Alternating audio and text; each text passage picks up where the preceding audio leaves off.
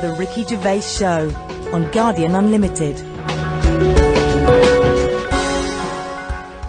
Hello, welcome to the Ricky Gervais Show with Guardian Unlimited. Back where it all started. With me, Ricky Gervais, Stephen Merchant. Hello. And of course, Carl Pilkington. Alright. The internet phenomenon that is Carl Pilkington. Now this could be interesting. Now that noise, do you want to explain, Steve? I will. I've just sent a text to this number that some of you may have heard of, 63336. Now apparently this is a number you can send a text to, and it will answer any question that you have for it. In the past, for instance, I sent it quite profound questions. I once asked it, should they have dropped the second bomb on Nagasaki, and it had a very thoughtful answer. So we've sent it a question, perhaps equally thoughtful. Carl Pilkington believes in ghosts. Is he an idiot? Now, we sent that because this is the Halloween special.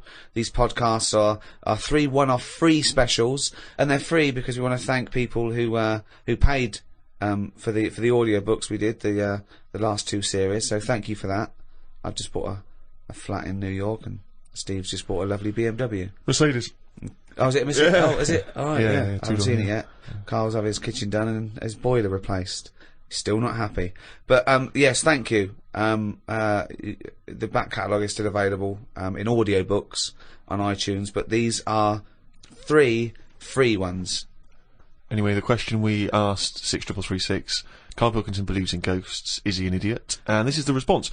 Unusually, producer Carl Pilkington is both an idiot and a comic genius. His humour is not to everyone's taste, however. That's amazing. That's the response. But it's curious because it doesn't really answer our question about ghosts. Send them, do you believe in ghosts? Okay. This is the Halloween special, of course. That's why we're talking about ghosts. Carl, do you believe in ghosts? Yeah. I mean, I haven't seen like a proper ghost. So why do you believe in something that there's no evidence for? Yeah, but why are we here then? If it is just sort of you're born, right? And we are useless. At least other creatures, when they're born. Well, you speak for yourself. No, but other creatures are born to do a job, aren't they? When a bee's born, you know what that's going to be doing. It hasn't got any options. That's got a job to do. And it does that job and it dies and the next one comes along. Oh. We asked it, do you believe in ghosts? The existence of ghosts is not proven. Many experiments have claimed to identify ghosts, but none have been scientifically sound. Excellent. See, Yeah, that's a sensible, intelligent, logical, thoughtful answer. Weird things have happened to me when I was living at home and was in bed one night. Where do you live now? No, but I was at my first home. Your parents? Yeah, my mum and dad's. So I'm in bed and I'm lying there, and you know you get that sense of like, oh, there's something going on. Right. And I sort of look over my quilt and there's nothing there. Thinking it's weird that. So turn me back on it. I'm thinking I don't want to know. If there is something there, I don't want to know. Right? So I'm turning me back on it. But then there's like a really high-pitched noise, right? Sort of the hairs on my back are like going up a bit. And I'm like, oh, I don't like this. And it's the high-pitched noise. You had a hairy back louder. even as a kid? No, but you know, everyone's got little I thought hairs on them, haven't they? Everyone's got little tiny hairs on them and stuff. And I thought, I can't stand this. And I turned around, put the light on, legged it downstairs. Right? And my mum's saying, what are you doing? I'm going, oh, I don't know, there's something up there. So she said, alright, then watch the telly. So I stayed up for a bit, watching the telly. Went back to bed, the high-pitched noise had gone. Went to sleep. Get up the next day. Charlie from next door comes round. He goes, Hilda's dead. Right? And my dad said, oh, when did that happen? I said, last night at 11:15. Right. That's when I was in bed. So? What are you telling me for? Because it's weird, isn't it? It's that thing of... what do you think would be weirder that no one ever died at 11:15 when you were in bed? No, but that's when all the weirdness was going on. That's when the tone was happening, my back was getting itchy and stuff. And Coincidence? And I went down and watched telly, went back up, gone and that, but that's when her spirit had sort of... No. Ah, okay, right, interesting. No, this is where we get into the facts. So Hilda's spirit had left whizzing round my bedroom, because my bedroom was right next door to theirs. Yeah. So I'm just saying, that's one. Why do they whiz round when they die? Why do spirits whiz round when they die? Because they're going, where am I going? Are they? And they're whizzing round, aren't they? Am I going down? Am I going up? No, that's Carl. Oh, No, no, but- I'm going the wrong way. Yeah, but it's not going to be easy, is it? How do you think it works? It doesn't work. But once again, it's not proof of anything, Carl. Beyond the fact that you were a child in bed. Why did your dad ask what time she died? No, it just sort of, what do you say to someone when it's awkward, isn't it? When someone gives you bad news, so you just think, what can I ask? what time did she die? What time did that exactly? happen? Sorry? No, Well, you just go, Exactly what time did she die? My wife passed away. Yeah, What time exactly? No, not exactly. He just said, that's bad. When did that happen? Like, what time? And he said, well, thanks for asking. 11:15. Specifically Quarter to 11. quarter to 11. Quarter to 11, I remember. What did he say? distinctly. What did he say last night? Oh, that's weird, isn't it? Convenient, aren't they? All these It stories. is, or is it? Or, yeah, I mean, it's either that's exactly what happened, Rick, or he's misremembering the Yeah. actual series of events. I don't know which one to plump for. But I tell you this though, Go on. if we're talking about ghosts and that. Yeah. Now, Hilda, Yeah. choose your bog standard old woman. Right. I hope that's on the gravestone. I know, yeah. No, it's just- did you do the eulogy? No, That's great. you What can we say about Hilda? Bog standard old woman. Right, there's sandwiches at the bar. That's the most insulting thing you could ever say. No, there's nothing. No. Let's just think about that Hilda phrase. lived her life. Thank you for coming to celebrate the life of Hilda. Who died at 11:15 specifically. And was a bog standard old woman. Are we burning or burying? But anyway, she lived to be quite old.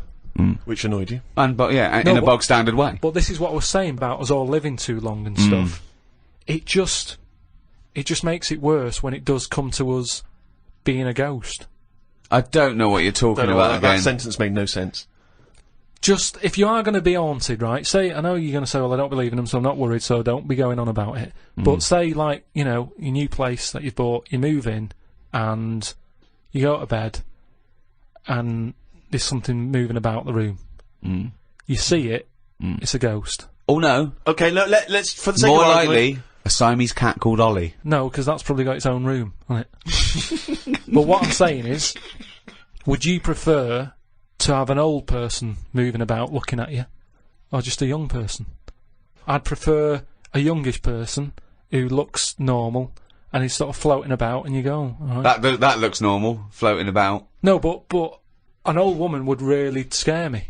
And ghosts are always going to have a bad reputation because they look scary because they're old. So that's You talk absolute shit. that's all I'm saying. So we're Can you now believe going. we ever charged for this? No, but look, if we are going into another life, right after this, Which we're not. we but yeah. move on to another life. Yeah. We're not going to move on. That land, say if it is like another world, where we go and we plough fields and we grow Croppage. we grow crop. Crops. Crops, if you want. Yeah, well, I would like to use the English language. Yeah, but there's too much fruit about, so just a crop, just something we need to get by. He's got an answer for everything. That's So we what grow I'm some saying. crop. Yeah. Yeah. So you grow your crop, and now if we're all going into that other land or world or universe, old, who's going to do the cropping?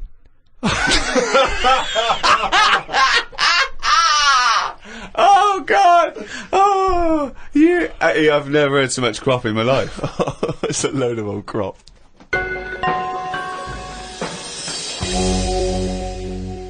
I had to go for an ultrasound, right? Isn't that what you do if you're pregnant? Yeah, but do you know I've had kidney stones? Are you and that? expecting? We talked about Lucky it you. in the other podcast and that we've done, right? I've had a kidney stone. I don't want to go on about it. But it was painful and that. Well, you are going on about it. Yeah, and there was no, nothing. but I'm just saying. It's routine. Don't worry about It's it. not routine. Well, Why it did they have is. to keep Loads going and loads back of then? people. Why did they have to keep going back? You're questioning me. You're on getting into a ultrasound. routine. Keep going back. It's better than working it. You don't have to Promote the sell the book. No. Holiday or hospital. Holiday or hospital. Holiday or hospital. I don't know. I'll just say that we've got a book out, right? The World of Carl Pilkington. It's out now. When he goes on holiday the first week, right?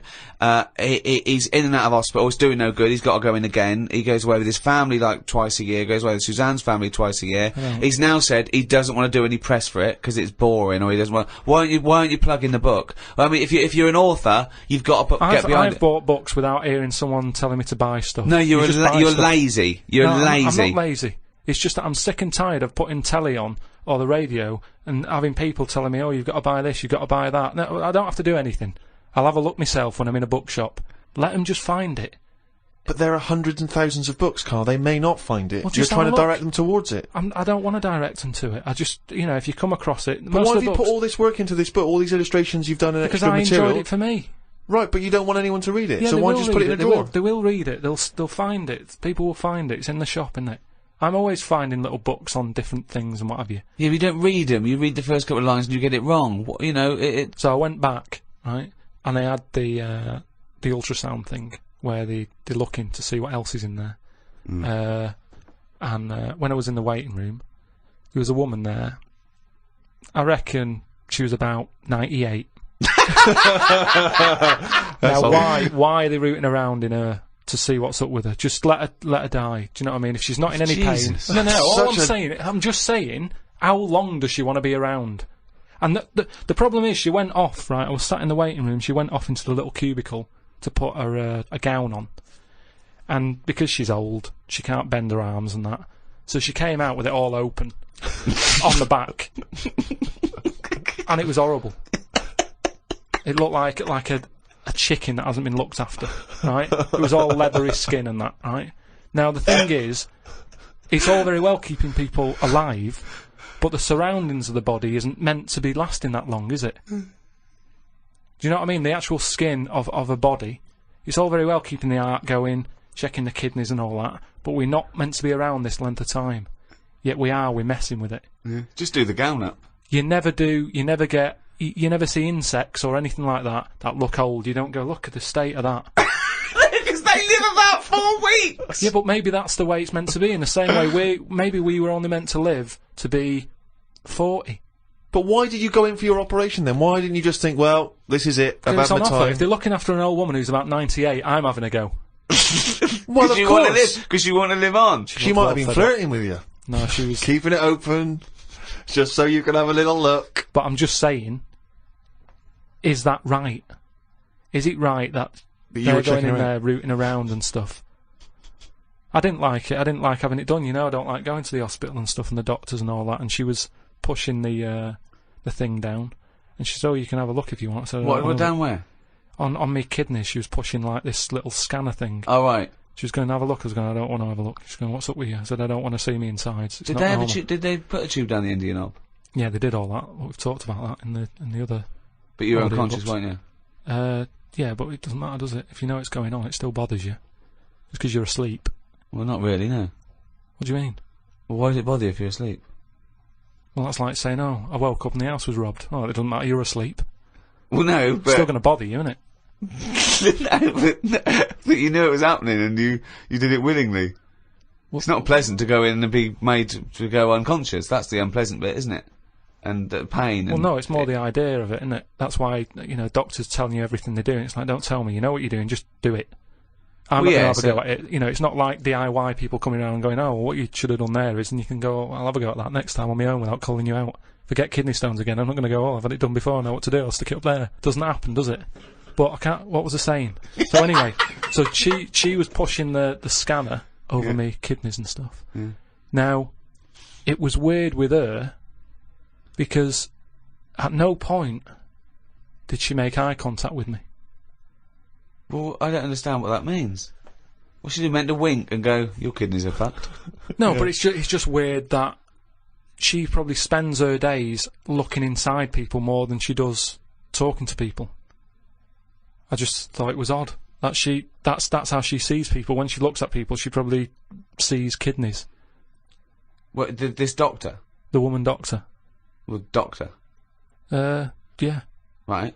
So, what you're saying is, the strange thing is that she often spends more time looking in people, because she's a doctor, than chatting to them. Yeah. And is it weird that Jonathan Ross is the other way around? Because he's a chat show host. He spends more time talking to people than looking inside them. No, but even when I was Because he's asking got a different job. when I was asking her questions, saying, does it look all right? What's it doing? Is it moving about? Asking her questions about my kidney. She could have quite easily just turned around and give me a bit of eye contact. But she was say, shut up, I'm concentrating, I'm at work. looking at the screen in order to answer your questions. Yeah, she's at work, she's doing something. No, but just... If she was here now going, Carl, what are you doing with that microphone? You'd go, shut the fuck up, I'm doing a podcast. Did she run this scanner over your head? And if so, did she find anything?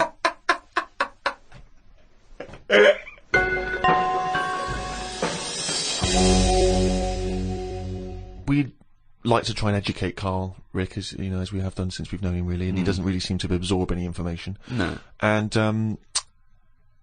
I was asked recently, when I was going back to Bristol, if I would come and talk to a classroom of school children. All right.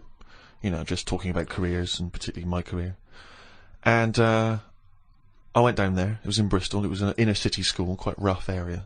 You're a son of Bristol. You're exactly. They love me You're a down there. celebrated son of Bristol. You're a Golden Globe winning person who's returned to the homeland. It annoys me when I go down there that I'm not met as I get off the train like the Beatles used to be when they came back from America. By a mayor and a brass band. Hordes of people, ticker tape. Forever this day will be called Steve Merchant Day. Exactly. It frustrates me that I just sneak back into town. There's no fanfare. Yeah. But basically they asked me to come talk at this school, and I sort of batted them away and said I'm too busy. And so I foolishly left them the opportunity to ask me again, which they did, and I didn't have a decent excuse, so I went. And I was expecting to talk to maybe a room of sixth formers. They were 9. These kids, 9 and 10 years old. But I realised as I was walking into the school, I was suddenly really nervous. I was more nervous than anything I've ever done. Because I realised that I've not spoken to a child like that since I was a child myself. I've never interacted with them. So I didn't know at what level I would be able to pitch this talk. You know, I didn't know what they understood, what ideas they understood. Obviously, in my mind, I was picturing Carl. And then I was ratcheting it up a few years. Sort of IQ-wise. And I went in so there, what did you talk to them about? And I was supposed to talk about careers, and I realised very quickly that they didn't really understand conceptual Did they know ideas. you were? Not really. One or two of them vaguely knew. One of them went, "What's Rick Gervais like?" And I said, You got a deep voice. yeah. Actually, that was one of the teachers. And I'm supposed to be talking about careers, how to get into careers. And I start trying to explain the idea of being a writer, and I say that it's very important to be able to get inside other people's minds, you know, figure out how they think, and how, you know, and try to understand other people. But this, they didn't really seem to grasp. They started talking amongst each other. You know, they were just losing interest. I lost them straight away. I was devastated. Oh no. So then, and this is the worst thing, right? I started lying to them. Because I realised that every time I told a slight lie, because I thought they'd be interested. They were. So I know Justin Timberlake. You're not joking, right? They said, one of them said, "I understand you used to be a DJ," and I went, "Yeah, it's great being a DJ because you get to meet pop stars like Robbie Williams and Beyonce." Never met either of them. Never met them. And they went. One of the kids went, "What's Beyonce like?" and I went, jokingly, I went, "You wouldn't like her." And I said, "No, I'm joking. She's lovely. She's sweet. She's good as gold." I was making it up. But they were loving this, and the teacher was going, "Would you all like to meet Beyonce?" And they were going, "Yeah." And I was thinking, God, well... I'll bring her down tomorrow. Well, exactly, but I don't know why I felt it was like I wanted to win the approval of these 9-year-olds. That's amazing! Because my own achievements, I realised, wouldn't mean anything to them. You know, I could talk about the people I have met, but they don't care if I've met Robert De Niro, but they're interested if I've met Girls Aloud. Or me and Girls Aloud, some of the times we've had together, it turns out. But it is fascinating when you have to interact with people, with children like that, because I've got no concept of how to talk to children. To me, I can't grasp the difference really in conversation and chat between, say, a 7-year-old and a 13-year-old. I don't know at what point they learn stuff and pick stuff up. Do they understand? Do you know what I mean? I find it really hard. I remember once when I was about 9, the headmaster, deputy headmaster, used to do a little fable. I've talked about him in stand-up. He used to do a little fable. There's one I remember where he got a tube of toothpaste, and he got someone up. He said, "Come out here. Squeeze this tube of toothpaste out on this board." And he squeezed it all out, right? And he squeezed it all out and emptied it. He went, "Now put it back in." And the kid tried to struggle, and he goes, "You can't do it." He said, "It's easier to do something than undo it." Okay, go back to class. Like people are going, "Oh, I get it. I know what he means." Yeah. They're just thinking, "Don't squeeze all the toothpaste out. Yeah. Just save some." Yeah. I mean, you know, there's no way they're going to take on that exactly. metaphor at the age of 9. It's too conceptual. Yeah. Yeah, exactly. Yeah. Just stop misbehaving, or I'll smack you. That worked.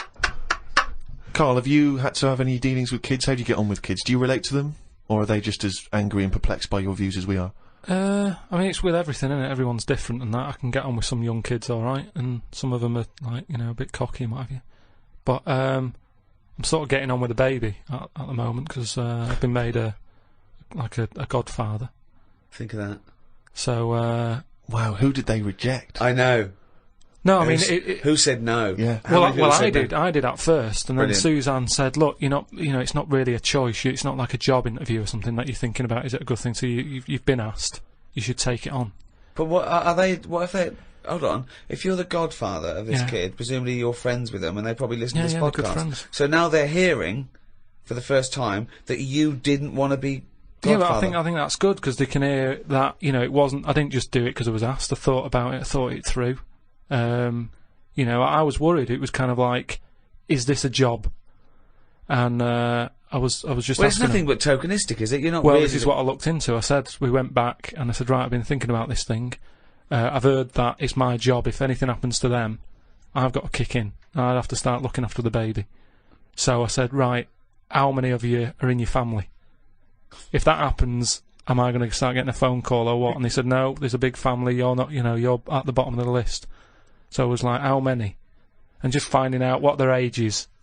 And I've only got a small flat. It would have to sleep in the sink or something, right? So I checked all that out, and all safe.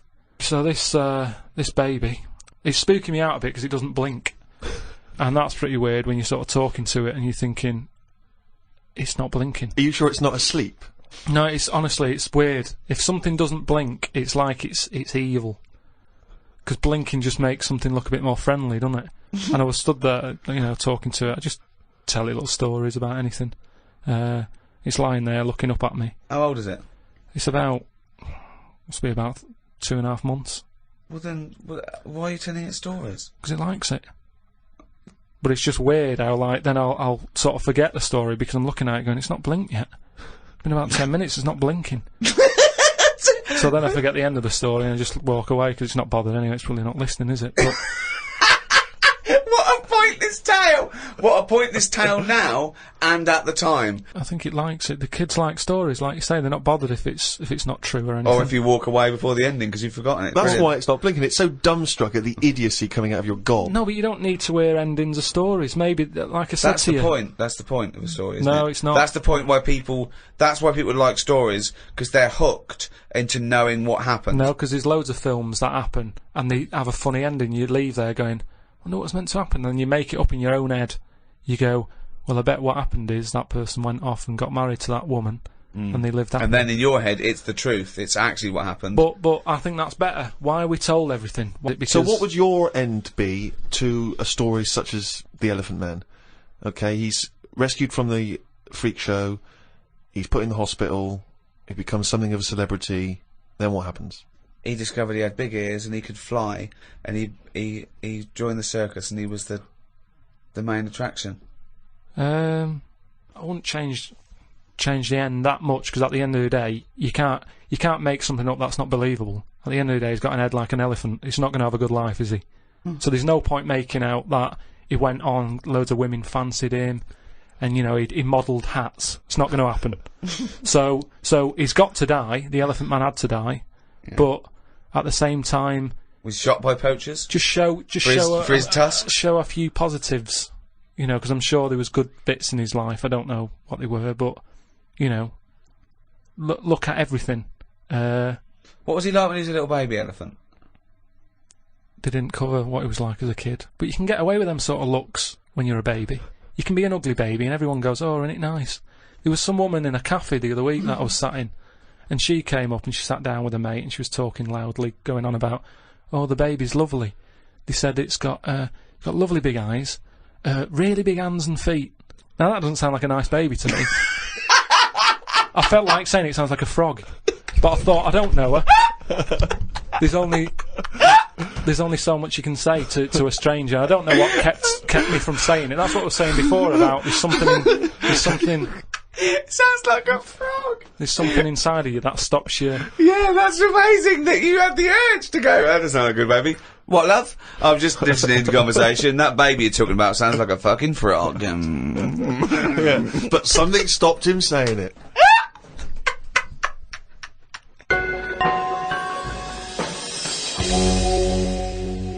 I just came back from America, and they love Halloween. They're out there. obsessed over there. I mean, it's a proper thing out there. Here, it's sort of half hearted, a few people, a few middle class families, sort of. But do you think it'll get more popular here though if we do find out that ghosts are about? Well, that'll never happen because they're not. No, okay? but if they did, then suddenly that would be a big. Well, a big day. America makes things famous now, because of film culture and everything. So yeah, it's all from that. I doubt we celebrated much at all, did we, 50 years ago? So I think it's crept up. Certainly over here we didn't, but it's been largely introduced over here through commercial ideas, isn't it? We can sell stuff for and film and things like that. And but out there they start like weeks and weeks before, and they're decorated like proper.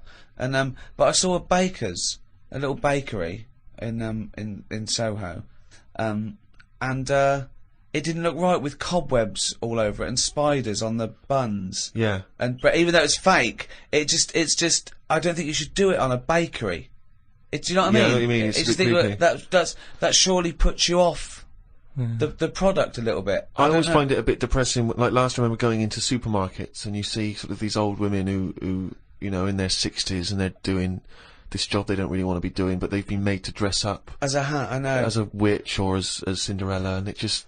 Well, they could do it in like a morgue or something, just to sort of brighten up the place. Well, just so people aren't that scared. Imagine that. Imagine you're going to identify your dead relative, and they go, "What's the spiders all over?" It's 31st October.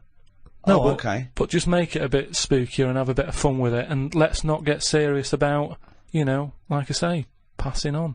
Yeah, but those sort of people have to take their job seriously. I remember when my mum died, and I had to go along, and I was talking about what wreath they wanted, and this person, quite rightly, had to turn off their sense of humour in a way, because I suppose they mustn't offend anyone, so I had to.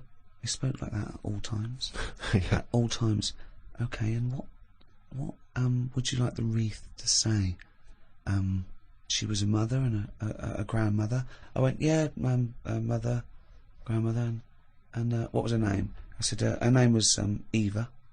I said, and I made a joke. I said, do we get a discount because her name's short? And she went, well, actually, didn't laugh, didn't get that at all. She just went, just answer the question. She went, well, actually, you pay by the letter. I thought, okay, that fell flat. I'll go again. I went, well, a friend used to call her E. Yeah. I went, I'm joking. She went, okay. Nothing. Yeah. Bad audience. Bad time, bad audience. Tough crowd. Yeah, Undertaker's never known for their. Yeah, exactly, yeah. They don't crack jokes, Carl. A friend of mine was trained to be a doctor, and in his first year, when they practiced, they intern at the hospital, he was watching this patient, and two other doctors came in, and I won't say his name. They said, can you go and check on Mr. So-and-so? He went, yeah, and change his drip. So he went in, changed his drip, came back out. The doctors came, after about 10 minutes, they came running and said, what did you do? What did you do? And they went in there and said, I just changed the drip. He goes, well, he's dead. He's dead. He was going, I just changed the drip. I did this and that. And they started laughing. He goes, no, he was dead when we sent you in there. Yeah. Now, that is almost excusable, because it's imperative, if you're a doctor, to become accustomed to the fact that people die and that it's, exactly. Yeah, so they were making a joke about a dead body that means nothing to them other than professionally. Yeah. They were getting through it. He thought he'd just murdered someone. Yeah. Well, he thought he just killed someone. But yeah, they have to be desensitised. But they wouldn't do that in front of the relatives. They wouldn't go. I had a laugh earlier with a young intern. When your dad died, we sent him in to change the drip. Didn't even check. It was quite good. Anyway, let's get him out of here. No, but they do have a laugh. I heard about a doctor who was working on a brain, right? And apparently when they work on the brain, it's best if they keep you awake. Because, just so you can go, that hurts a bit, and they go, oh, we best not touch that bit again. That's the reason, Rick. Amazing. That's the reason. No, there's certain operations, isn't there, where they go, we can knock you out for that, but for this one we want to know. It's probably because the brain needs to be active in order to. Yeah, they show activity. But sure, yeah, no, So it's anyway, actually so you can wake up and go, yeah, no, that hurt. That stings. How that stings? Don't pop that in there. You can't feel anything in the brain anyway. No nerve endings. Really? You can't. Can't feel it, can you? Well, maybe there's another reason. But anyway, his head's open. He's sat on this chair. The doctor's going... I reckon he was laying down. I thought he was laying down, but in your world he's not. He's sat on a hard-backed I think it's more dining like chair. in front of a mirror, like a hairdresser type thing, right? And he's cut the skin off. So get a bit shorter there. So he's Something for the weekend, sir? I won't be shagging with no brain. Anyway, so he's cut the skin off and, chopped a bit. And you're always going to get bits, aren't you? Sort of. Whenever you cut anything, you end up with a bit missing. But anyway, somehow he does the brain stuff. He fixes it. I don't know what he was doing. But Don't you? You don't know about know the intricacies of brain surgery? That I find perplexing. So you're not a neurosurgeon? I don't want... Oh, okay, So they go on. sorted out the problem, right? And he goes, right, all we've got to do now is stick the head bit back on. Yeah. That's what it's called, by the way, the head this bit. happened. This happened. Yeah. The head bit's connected to the face bit. So he sticks Nurse, head bit. Doctor, do you need leg bit? Not yet, nurse. Head bit, then leg bit. So they stuck the head bit back on, and then Can you pass me the Sharpie thing? he was trying to sew it, and he was going, "This isn't fitting. This." He's going, "I don't know." And you know, like because the patient's Right, if this turns out that It's it's someone else's head. or No. a toupee from the doctor next to him, or a cat. Wow! No, it's- You've sewn a cat to my brain! it's none of that. He's trying to sew it, and he's thinking, "Why isn't it fitting?" And he's thinking, "Is it because the head's swollen?" Because he's been messing about in it, and things swell, don't they? And messed about with. So he's messing with it. He's going, I don't understand this, and he's panicking a bit because the patient's awake and chatting and stuff. And it's difficult to have a normal chat when you're panicking a I little know, bit. there's a queue as well. People want their brain done. And they're reading old copies of magazines. They're going, hurry up. So I'm going out tonight. Do you want to wash it? No, just, I'll wash it later. Just take it off, do the brain, put it back on. anyway, what happens is he has to start rummaging, So start rummaging. sort of rummaging. No! There's no N before the first G. Rummaging. Well, he starts looking through the. He starts having a look through the bin.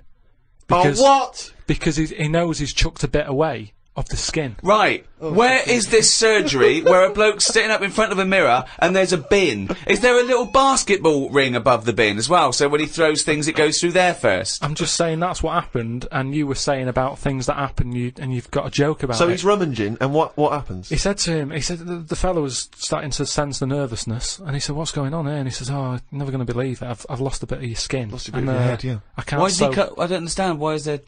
Why That's is it in what I two mean. bits? Because things just break up, don't they? It's like chicken. When you see him walking around, everything's in place and it sticks together. You cook it, suddenly it all breaks up. He'd cooked his face before he cut it out. I'm just saying how flesh, it sticks together well Yeah, but when... he'd cooked the scalp before he'd taken it off his head. No, but had it's he? just an example of how Oh, skin okay. can break up with the muscles and everything. So he's rummaging in the bin, and does he find the head? He found the bit, and then he's like, "Oh, sorry about that," and he sort of managed to stick it on. Right, he and didn't stuff. wash it off or anything. Yeah, I'm sure he gives it a bit of a rinse. But I'm just saying how, Nonsense. you've got to make a joke out of stuff, haven't you? Yeah, it's bollocks. If you're a doctor. Okay, that's good. So where was the joke in that story? At what point I thought this was a story about how doctors have a sense of humour. Yeah, when well, did he at make a the joke? end, he sort of laughed and he sort of said, "Oh, there you go, it's back on." But good job, the bin men didn't come or whatever, and they made a joke out of it. I've never heard such nonsense. I've never Carl just heard made that such joke up. nonsense. Right, Carl, let's do a competition. Chance to win some of the product that we've got out that Carl doesn't want to talk about because he's too lazy. No, it's not that. If it's, Well, if you do want to win a copy of this book, Ricky Gervais presents The World of Carl Pilkington. It's by all three of us, and it's some of the musings and thoughts and ideas from the podcasts. Carl has got some new theories. It's illustrated throughout. By Carl Pilkington. By Carl Pilkington. It's got excerpts from the diary. They're genuine, aren't they? They're photostated things from the diary that people haven't seen, and it's fascinating read. We can sign that. We can also give you a copy of this new 3-disc set CD of the best of... Is it the first series of the Ricky Gervais Show? Yeah, well, it's got everything, actually. It's got the whole 12 first series that we did with Guardian Unlimited, the award-winning, record-breaking podcast. It's also got some excerpts, if you want the best of, you can put that on. And it's got 1 hour of new material, which we recorded especially for it, but you can't get that. You can't buy that in the shops till the 13th of November. And I throw in the new Flanimals book, Flanimals of the Deep. It's the third in the trilogy, Carl. Are you excited about that? yeah. And the question is, do you want them? Okay, that's the quiz question. That's the quiz question, yeah. Okay. If Is that you a trick question? No. It's just the first correct answer. I'm not going to give away what the correct answer is, but do you want them? And think if you do want them, then that might, what's the answer? And you can send that to podcast@rickygervais.com. Include your name and address, and if you're the lucky winner, then we will send this stuff to you if you want it. And it's the first come, first serve. Okay, so the first correct answer to the question. Do you want it? Do you want that stuff? Do you want Flanimals and the CD box set and the book and that? Okay, well, if you know the correct answer to that, podcast@rickygervais.com. Good luck, everyone.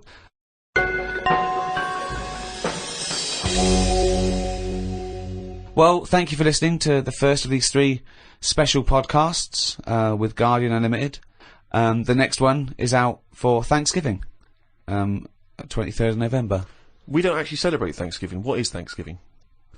It's a thing in America. Right. It's like the big holiday. Probably rivals Christmas. Probably bigger than Christmas in. Well, what do we do here? But we don't celebrate here, do we? So it's a date, isn't it? Yeah, but no one's going to remember that, are they? 23rd of November they can remember, can't they?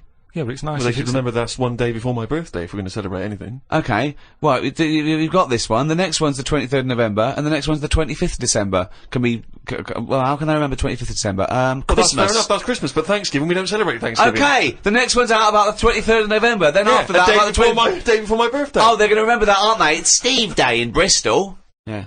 Anyway, if you've enjoyed this special edition of the Ricky Gervais Show, the entire back catalogue is still available on iTunes under audiobooks, by the way, not podcasts, audiobooks, and you can get everything we've ever done. I'd like to thank the guys at Positive Internet for hosting this. Those great guys, what would we do without them?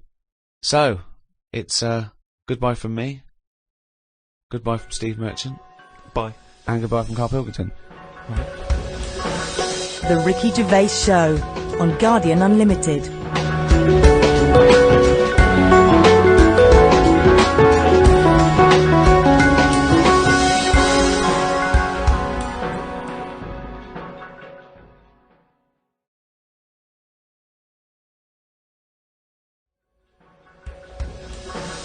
The Ricky Gervais Show on Guardian Unlimited. Welcome to the second in this series of 3 special free podcasts with the Guardian Unlimited, with me, Ricky Gervais, Stephen Merchant, hello, and Carl Pilkington. All right.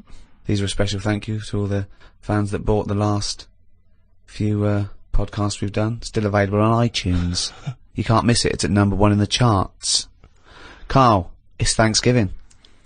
I don't know what that means. I don't know why we're doing this. I'm slightly in agreement with you, actually. I don't celebrate Thanksgiving. Well, no, but it was, arbitrary dates are easy to remember for some people. Halloween, Thanksgiving, Christmas. Easy to remember. I don't think Thanksgiving is. Well, it is in America, and... Yeah, but I couldn't tell you... I mean, I've been around for 30-odd years. I've never celebrated one of them. I've never done anything about it. No one has. I don't know any relation who has ever said, are you popping around for Thanksgiving? I don't know, when is it? I've never done it. Because it's not celebrated in this So country. why are we celebrating it? We're not celebrating it. It's an arbitrary date to do a podcast. I just don't know what it's about. I mean, before you celebrate something... You don't celebrate Halloween, do you? But we did that. No, but it annoys me how people don't actually know what the occasion is, but they celebrate it. Kids don't know what Christmas is about these days. It's just like, oh, I'll get some toys. That's Yeah, what I mean. So Thanksgiving, it's just another one, isn't it? It's another event.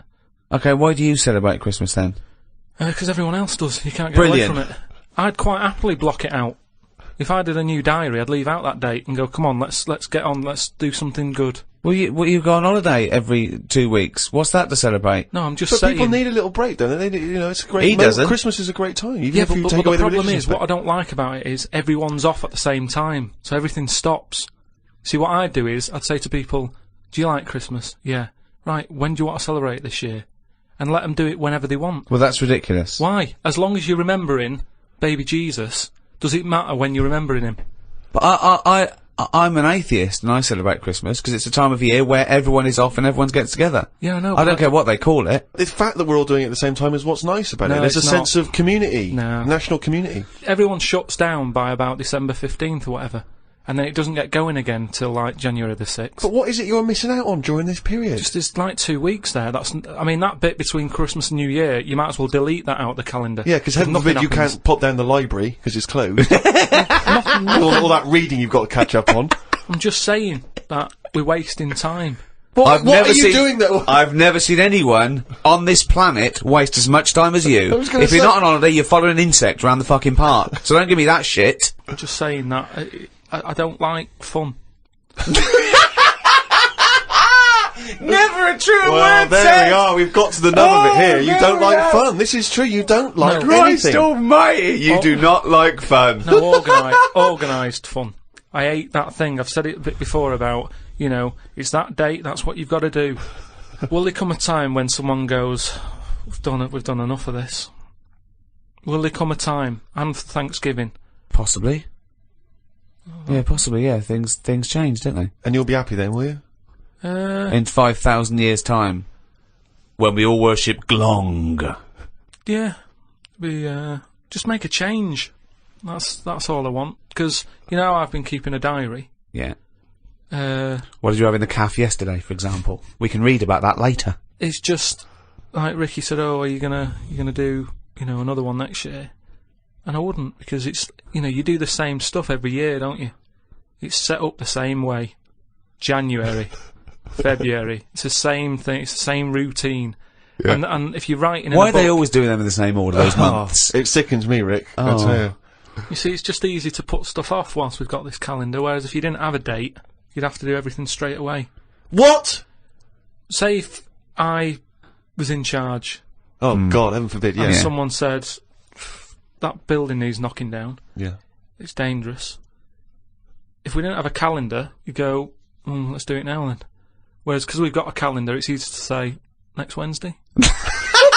I love him! His theories are amazing! I mean, I don't know, maybe he is a real visionary thinker. Maybe he is free. You know what I like about him though? All his thoughts, they're about freedom of expression in a strange way. He's not burdened by anything. He just goes, well, why do we think like that? He questions everything, like a true visionary scientist. But who gets a diary come Christmas time, which I know you hate, for the next year, and thinks, what a piece of shit. Now I've got to put something do stuff when I want to do it. I'm going to take out next Wednesday. There's no such thing as next Wednesday. No, but what I'm saying is, before the year's even started, I know in that new diary I can whiz forward to December 25th and I go, another Christmas.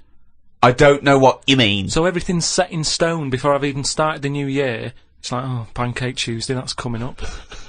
So someone's already Remembrance decided. Tuesday. Someone's already decided. Someone's already telling me what I'm doing on half of the year. But all those pages are blank, hell. Carl, for you to fill up with stuff. Oh, guess what? Guess when my birthday is again? 23rd of September. I'm just saying, move them about a bit, move the days about a bit so it doesn't get predictable. But when we change Pancake Tuesday to Thursday, do we tell anyone else? Yeah, they do an advert on the telly, just saying don't forget to buy your pancake mix. But so why? Carl, why not just stick with what we've already got? Because if you're notifying everyone anyway... I wouldn't put a date on that pancake day anyway. Just have them when you want. Have it when you want. There's no big deal. You've got to make them yourself. It's not like some place is opening to do it. Have them when you want. I don't know why that's got a special day on it. Sick of it.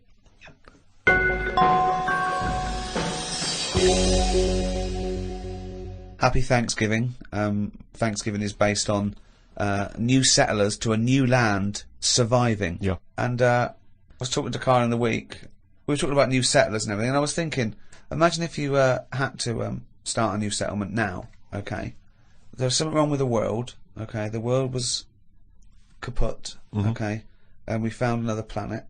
So, Carl, if you had to go to a new planet, don't worry about starting life again. They've got sort of like these breeder clones that do all that, but you can choose 6 people from this world to take to start this whole new world, okay? So you need, as I say, you don't need to. So what's happening here? Is this? It's going to be wiped out, okay? It's going to be wiped out, but there's enough on this spaceship for you and 5 other people, okay? And they've got them there. They've got these sort of breeder clones there, so it's going to be populated. You're going to have the workers, the drones, everything like that.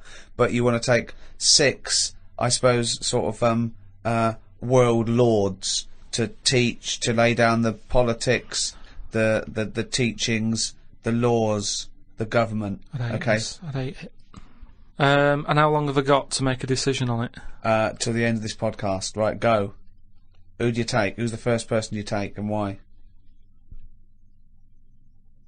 And where are we going? Mars. Okay, so a planet where there's an atmosphere. I've got to know where I'm going because I've got to sell it to the people who I'm asking. There's no point when I go, are you coming with me? Where are you going? I don't know. It's just like this world. There's oxygen, there's seas, there's rivers, there's forests, there's animals, okay? But we're going to populate it with the human race, and you can choose 6 people to lord over this new kingdom. You want the best people for the job. Yeah. So, who's the first person? Probably Patrick Moore. Why? Why would you take Patrick Moore? Just because he knows his way about up there, doesn't he? He'll know the way. So just have him. I think that will, whoever I pick next, if they see that he's going, they'll go, right, you know, it's going to be a long Moore's journey as on it board. is. You don't want someone who's going to be going, is it left here? Is it right? Do you know what I mean? And he could play the xylophone on the journey. But Carl is Moore the most useful person to have if you've only got 6, because he may be very useful getting to the planet. No, but I've once always you got wanted there, to meet him as well. I've always wanted a chat, and that'd be a good chance, wouldn't it, when I'm in a rocket? How long's it taking to get to Mars? I don't know, a year. That's what I mean. No, it's so not Mars, it's somewhere else. Okay, so it's a year to get there, and then... yeah, well, that's what I mean. So it's a good chance to have a chat with him about stuff. And I think he'd be up for it as well, to be honest. Yeah. I think you know. why do you think that? Just because he's spent his whole life talking about what's going on up there, isn't it? And yet he's never been. And I feel sorry for him. You know, most people when they're into something, they get to go to a place, don't they? Sure.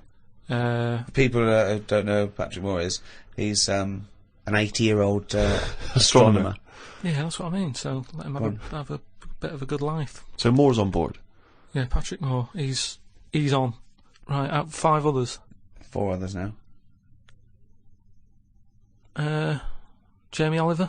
Why would you take Jamie Oliver? Just food and that. You just what you need someone, because they say that like you know, you can feel down if you don't eat.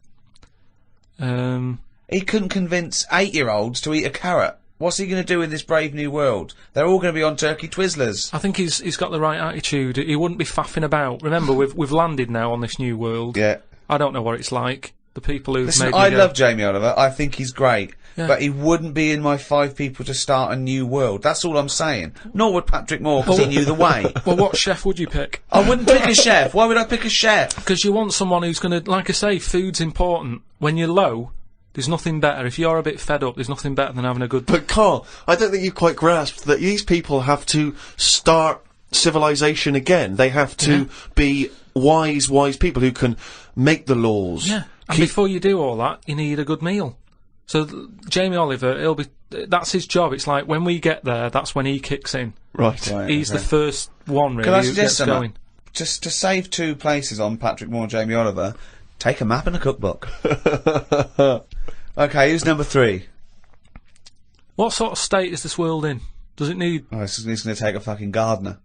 It's like It's the world, but new. It's that exactly. It's the world, but new, untouched by humans. There've been no fossil fuels burnt, no machinery, no wars, just this Garden of Eden. And you, Patrick Moore and Jamie Oliver pitch up. Plus, who else, Carl? Go now. First thought. Attenborough. Again, he's a genius, and he's a bit of a hero of mine. But I don't know if we need Attenborough. Just because I reckon if it's a new world, you're saying it's the same, but they always say, don't they, that all worlds are different. So I'd want him there, just to sort of, when we're roaming around, because we'll all stick together for a bit, won't we? When we're roaming around. Then they'll be sick of the sight of you. They go, let's lose Carl. But you've got 2 men so far who've got a combined age of about 150. I mean, if you're starting a brave new world, dare I say, not going to be around very long. Shouldn't you be taking some younger, fresher blood? No, not really, because they haven't lived, have they? These have lived, and they can and they're useful. Like I say, Patrick Moore's done his bit. He's got us there. Oliver has cooked us a dinner. Day 2, I reckon we'd end that on day 1. There, we'd have a dinner. We'd all have a chat. I don't think you're thinking of the future. It's a camping trip. Exactly, I think you're thinking of the journey and then the first night. Okay. So you've got David Attenborough, you've got Patrick Moore, and you've got Jamie Oliver, you've got 2 other places. I get the feeling that you're not so much recruiting people for a new world as I'm a Celebrity, Get Me Out of Here. As a dinner party with people you'd like to meet that you've seen on the telly. Oh. Come on, 2 more. I'd text someone who's a bit daft. Just so. No, you don't need to, Carl. That's covered, believe us. Yeah, no, that's what I mean, though. I don't want them having a go at me going, why are you here? I'd point the attention somewhere else. To text someone else who'd sort of wind them up. So who's that then? Paul Denham, or someone like that. It really is. I'm a celebrity. So you've got Patrick Moore, you've got David Attenborough, you've got Jamie Oliver and Paul Denham. They're starting life again. Okay then, brilliant. Oh God. Right, one more. This is amazing. It's going to be. I'd love to go back and visit this in 1,000 years. What teachings they laid down. Oh God. Don't know. It'd have to be a woman. I think you got to have a woman in that little group, haven't you? Could have another woman chef or. It's mainly eating. He's got that covered with Oliver, but now he's got to take Nigella in case he's in a cream cake kind of mood. Oh God! Delia Smith was furious. She packed her bags and everything. Or a nurse. Now you're thinking. Abby Titmus.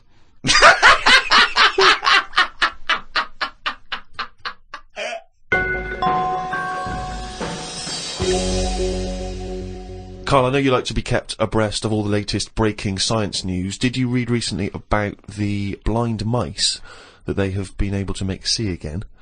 And hopefully they're whatever they did, which allowed these mice to be able to see again, they're hoping to be able to do with humans in maybe about 10 years' time, or at least begin tests in 10 years' time, which is pretty impressive, isn't it? How many of these mice did they experiment on? 3, probably. Right. They were. It wasn't taking place in a farmhouse, was it at all? I didn't read the intricacies of the. Did they have tails? Did they still have their tails? The 3 blind mice. Because I don't know. Again, I'm not sure. Okay. Well, what's your concern? Well, I think I know what happened there. Really? Yeah, I think the farmer's wife probably got annoyed at them running after her. Right. But how could they run after her? Because they're blind. I don't know. I think they used a sense of smell and hearing. They could hear clogs, and they followed the sound of the big fat clogs. Right. But they got their comeuppance. They lost their tails, so now they're blind with no tails. Is that not the story? I think you confused. Okay. Another more recent story. Okay. With that one. Okay. Yeah. Well, we'll leave that then. I don't know. Carl, thoughts though? That extraordinary, isn't it? To be able to cure blindness would be a remarkable achievement in science. It is, but it's just that thing how they say they've done it on mice and what have you. Yeah. If I was blind and I went in for the meeting with the doctor, yeah, and they said, "Do you want yours doing?" And then they said, like, "I've done it on mice," that wouldn't be good enough for me. I'd say, look, when the blind fella gets in, don't say we've done it on mice, just say we've done this on eyes. Because if he goes, what eyes? Just say just a pair of eyes. Yeah. As soon as you say mouse's eyes, it's like, well, it's not the same, and it would make me go, I'll leave it. Yeah. And then you wake up and you can see, but you've got very tiny eyes right in the you've put in mice eyes. I'm scared of cats. It's just eyes. I think I just don't like having my eyes messed with, and even if I was blind, I wouldn't like it. Right. And I think mine are more active than most, my eyes. What do you mean? Well, I went for a what's her name, Steve. You don't know. I've had problems with my legs. Oh. Christ almighty. He's the same. What are you? 33. He's a and you talk hypochondriac. like you're a He's 7-year-old honestly, the slightest thing, he's got time off work for this. We went to the dentist 3 times in 1 week. He goes, no, his leg's rubbed 2 times a week for some reason. I don't. In and out of the kidney hospital, and they're going, there's no kidney stone, Mr. Pilkington. He's going, oh, Christ almighty, do some fucking work. No, the thing is, I've been, in the last, 30 odd years, I've been working hard, and I've let my body get run down a bit. How have you, you're 30, what are you? 33. Right, 33. Sorry to start off with such a hard question. But how have you been working for 30 years? Well, I just have. I sort of I got on with it. At 3? At 3? No, I'm Well, you just didn't get on with anything at school, did you? Because you were just pitching about. Yeah. You weren't working hard there. What was the first job you got? How old were you? I was 15. Right, okay, so you've been working for 15 years then, okay, good, Yeah, but right. I had my paper round when I was 10, didn't I? And that was hard graft. That's why I'm bald and that. Getting up at 4:30. It all adds up, doesn't it? All adds up. So anyway, when I kicked my height when I was a kid. He always says this, like it's a classic story that everyone should know. Everyone and knows, also the phrase "kicking my own height." Yeah. Explain what you mean. Just kicked my height when I was a Kick kid. your. No one understands. You kicked your leg up to the kicked height me that you were at that time? Yeah. Yeah. So I if kicked you were, my height. It's not a well-known phrase. You can't just go, "I kicked my height." so you're 4.5 foot and you've put your toe up into the air 4.5 feet by kicking. Yeah, but I landed on my back. Right, I okay. didn't Imagine seeing that in the playground. They go, get Carl Pilkington to kick his height. I bet he falls over like a It fucking wasn't penguin. in the playground. My dad got me to do it in the garden. Brilliant. But So- why did He you fall sold over? tickets, the neighbours were cracking up. Yeah. Why did you fall over? Did you hit I yourself just in didn't, the I didn't head? have kicked the height. I mean, my leg got high up, but I was that chuffed that I got that high. I didn't think of putting my leg down again. What's it look like? What the fuck did that look like? He's got to think it all through. I thought it was automatic. No, It stayed there. You sort of stay balanced. Christ But you didn't almighty. think, well, I'm loving this. This is brilliant, but what should I do now? I Didn't got my leg up. I'll just keep it up. Whoa! It looked like a Hitler salute with his leg. What were you doing? So anyway, I landed on my back, Yeah. and I did some damage, I think.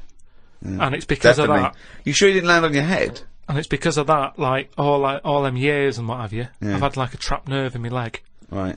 So I thought, right, now's the time to have it done. Because when you get older, I mean, it was the kidney stone thing. Once you've sort of looked at, death and what have you, it just makes you think, got to start looking after Do you your think you body. could die of the slightly bad leg that you've had for 15 years? Well, it Do you just think that'll eventually kill you? well, it could do if I can't run away from danger quick enough. Right. Again, you're thinking of Jurassic Park coming true. Well, whatever though. I'm just saying, you've got Yeah. to look after yourself. You know, if there's anyone listening, could out always there hop. who's got a problem, get it sorted. I'll tell you what That's all though, I'm saying. if you have to fight off danger and you kick them, put the leg back down immediately after. So anyway, I went to see this fella to like a professional leg rubber. Professional leg rubber. Yeah. And he sort of said a few things that were quite interesting. Remember that time when we had a chat on the last lot of podcasts? I said, "Am I in charge of my brain, or is my brain in charge of me?" Yeah, do you remember what I said? That's the most stupid thing you've ever said. Yeah. Well, listen to this then. So I go and see this leg rubber, Professional leg rubber, yeah. right? And he is professional. Yeah. Right. so Remember, leg rubber. You haven't said doctor at any point in this conversation. leg rubber. So this however profound this is, it came from a man who is self-confessed professionally leg rubbing. not just leg. Does he do back, left and right? Or? back rubbing as well? He does it all. Right. Right. So I'm in Professional there, rubber. and I didn't mention about how I thought my brain was in charge of me and stuff. I'm lying there. He's bending me about and what have you. The first problem he came across is that my nerves aren't long enough for my Right. body. I don't know. My nerves aren't long enough for your body. He was lifting my legs up and I was going, right, stop that a minute, that's certain that. He's like, what do you mean? He said, I've only got them like just about... Well, that's your tendons. No, but your nerves are in your legs as well, and your tendons don't hurt, it's your nerves that kick in. It's your nerves that make you go, Yeah, that but they hurts. hurt because your tendons are being overstretched. Well, I'm just telling you what he said. Right, so he lifted the leg up, and I went, right, Was stop this doing above a that. laundrette, this surgery? No, it's a proper place. He had like towels and all that on Oh, okay. Oh, he's got towels Oh, then. okay, yeah. Yeah. So Definitely a laundrette. so I'm lying there. Other people's towels. He's got towels, underpants, yeah, bras. halfway through he said, you haven't got 20p have you for the dryer? Okay. So I'm lying there, and he lifts the leg up, Yeah. and I'm like, oh, that hurts a lot. So he said, oh yeah, short nerves. And I said, what do you mean? He said, you you know, your outside of the body is longer than your inside. Right, he doesn't sound like a doctor. He does not sound like a doctor. The outside of your body's longer than the inside. So he had me lying on my front and what have you, and he was sort of crushing me back. Right. And he was going, does that hurt? I said, yeah. It was like 48 quid this as well. Putting me through all this pain and what have you. Well, you've got some good advice though. He said, you're pretty stressed, and I said, yeah. So it's, you know, I've quite a bit of stress in my life. And I explained to him about the kidney stones and that. I said, oh, you know, that's He went, oh, shut the fuck up. He probably said that. He said that's where you were probably got a lot of tenseness. And A lot of tenseness. Is that the phrase he used as a trained professional rubber? He's a doctor. He's definitely a doctor. So anyway, he said, do you relax much? You haven't got any Lenore, have you? I want these sheets to come out nice and soft. He said, do you, you know, you should learn to meditate or something. He said, because you're all tensed up. We're living in a stressful world, as he told me about it. So when I was telling him that I have problems relaxing, he said, that you're obviously the sort of person who's gullible enough to spend 46 quid for this hokum. He said, you're the sort of person whose brain is in charge of them, rather than them being in charge of the brain. So all you did was you met a person as stupid as you. Yeah. No, but I thought it's interesting that this is what he does for a living. Yeah. And he picked up, that was the first visit, that's the first, I'd only been there about 22 minutes. Yeah. You get half an hour for 48 quid. Right. But, he picked up on that within like 15, no, he saw a 20 right minutes. fucking sucker coming. No, he did pick up on that, yeah. But Okay, anyway, don't go to him again. The reason, I am doing, I've got locked into it, I've got to go at least another 3 times. Why? I'm trying What to do get you out of it. I don't know, I didn't realise that you have to have a minimum amount of things. So what I'm saying I can't is, wait. What's the wisdom he's going to come up with next week? That'll be brilliant. I can't. Yeah. No, but what I'm saying Your is, blood's paranoid. we were talking. You've got jealous bones. You're the sort of person whose stomach's hungrier than you. What absolute fucking nonsense. Yeah. Do you know, like how we were talking about eyes, weren't we? He said, the thing is, you know, you've got to be able to relax, and the way to do it is to focus. Right? He said, so what do you mean? He said, when you go to sleep... You're the sort of person whose eyes can see further than you can. He said, when you go to sleep... Close your eyes and see. Instead of just leaving them open staring at the ceiling. Carl, keep breathing. Yeah, keep breathing. Close your eyes. You're not dead. It may seem like it, but you're not. You're just asleep. So he said... oh, fuck me. He said, what you've got to do when you go to sleep, focus on your toe. Right? Okay. He said, and just think about nothing else. I said, he's a witch. Did he say to put a toad under the bed? no, he just said focus on the toe and see how you go on and what have you. Next time you come in, let me know. Anyway, I gave this a go, focusing on the toe. So what does this mean? You mean you sat in bed staring at your toes? No, this is it. He said, like, lie down, Visualising shut it. your eyes and sort of look at it, sort of thing. So I was lying there, and it just wasn't working because... Oh, Carl, this isn't medicine. Because I was... You were thinking of a finger. Well, no. He found out he was thinking of someone else's toe. Yeah. Next It day doesn't someone work. called up and said, Carl, my toe's better. Yeah. No, the problem was I was still using my eyes even though I had them shut.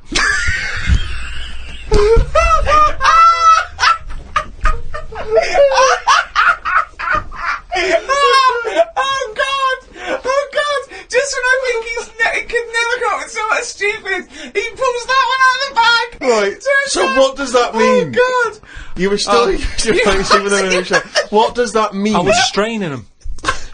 I had them shut, but I was sort of looking down at my foot. You were trying to see through your eyelids at your toe. Well, I was looking down, so I'm thinking that's where the foot is. Because of that, I was straining them, and they were stinging, so I had to pack it in. I'm gonna die! I am going to die! Right. So if anything, this okay. guy's just made your stress levels worse. Yeah, That's I said that to amazing. him. That's amazing. Okay, if someone out there's listening, could you put in order the top 10 most stupid things Carl's ever said? And to me, that is number 1. That is now number. Well, that's overtaken. Is your brain in charge of you, or is you in charge of your brain? Oh, that's amazing.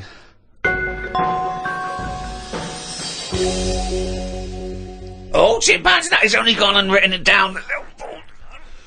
The jingle there to announce yet another reading from Carl Pilkington's diary. When are you going to write until, Carl? What have you got? You're going to do I've got to do as far as December, and then that's it? I don't know, when does the diary end? 31st December, usually. Yeah. Do You're it gonna till hold then. it there? Typical, always the same. Yeah, that's when I'll do it till, and then, Why do that? Why be conformist? Why end on December? Why not end on January the 31st? weird that you should go. Don't be constrained to what the diary Please. says. Me mam called me to ask me to like. Fuck me, you're right. Look, that should be. Me mam called me to ask me to look in some of the magazine shops in London for a magazine that she can't find. It's called UFO Data. I said, I ain't heard of it. She said she's seen an advert for it in one of her ghost magazines. I love the fact that she can't even find the magazine about unidentified flying objects. Yeah. So we get a clue She there. thinks, I think I saw something, but I don't know whether it was a magazine or not. So we get a clue there as to why you give any credence to this crap. Yeah, well, it's, I mean, Mama Pilkington's into the same shit. there's a lot of space out there, isn't there? She said that this magazine has got news story about how Aldrin, brackets astronaut, has got some evidence that aliens exist. Yeah. I told her that I found out today that the days are about 36 minutes longer on Mars. We chatted about how this is how they are more advanced than us. Do you mean the Martians? Yeah, if they've got a longer day, that's more time that they're awake working on stuff. Right, yeah, we know that makes no difference at all. No, it does. Think about it. Think about it. Look, think about it.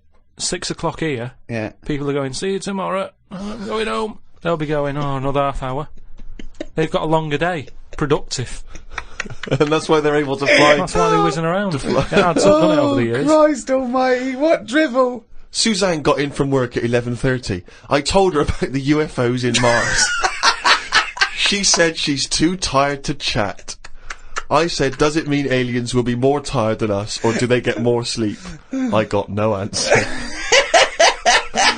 I love it when Suzanne goes in. She never indulges No, you. it scares her. Anything with ghosts and UFOs, she sort of... It doesn't ignores scare her, does it bores scare her. No, it freaks her out. Scares her. Okay. I'm knackered today, and the face feels dry and spotty. Oh God, what's wrong with you? It starts off moaning! The first thing he does is start moaning! He wakes up and goes, oh, fuck me, I didn't die. Oh, God! I'm knackered today and the face feels dry and spotty. I think it's the change in water since being away. Or it could be all the... it could be all the Madeira cake I had yesterday. I'm gonna burst. But what's the Madeira cake? The Madeira cake dries you out, does it? Well, it's just quite fattening, innit? But I like it. It's one of my little pleasures. Oh, God Suzanne almighty! I went for a wander about to try and find the UFO Data magazine from Imam. I didn't know which category to look under. There were too many magazines.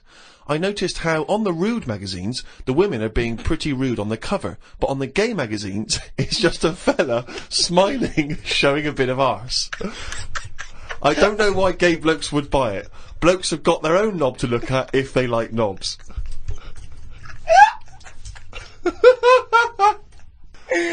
Why were you looking at the gay magazine? No, I wasn't. It's just... Oh, you were? No, I You noticed studied them. Yeah, because I was looking for UFO data. I don't know where they put it. I don't think you find evidence of other worlds down men's pants. Yeah, I don't think you want to boldly go where no man has ever gone before, Carl. I had no luck trying to find the UFO Data magazine. I will try some other shops. He writes UFO Data magazine every time. He can just put UFO mag, but No, but it you want to be reminds me. right. You want to be specific. If I write stuff down, it means that I remember it more. Sure. So, still looking for it. Got some posts from Oxfam. They're flogging animals for Africa again. They've got new animals in their catalogue now. They've got donkeys and alpacas. Donkeys 50 quid, alpacas £20. I don't know if this is a special rate or if I could get one from Imam.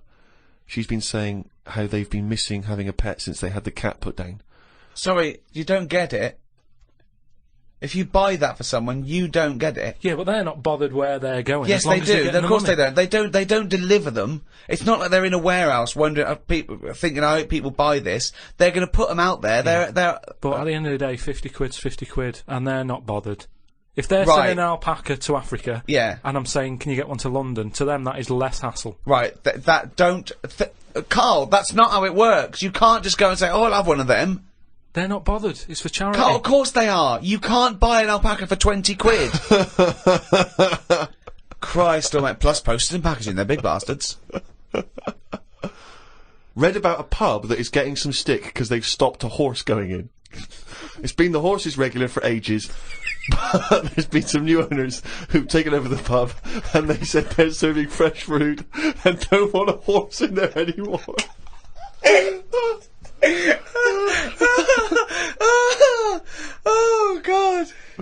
We've got to publish this diary.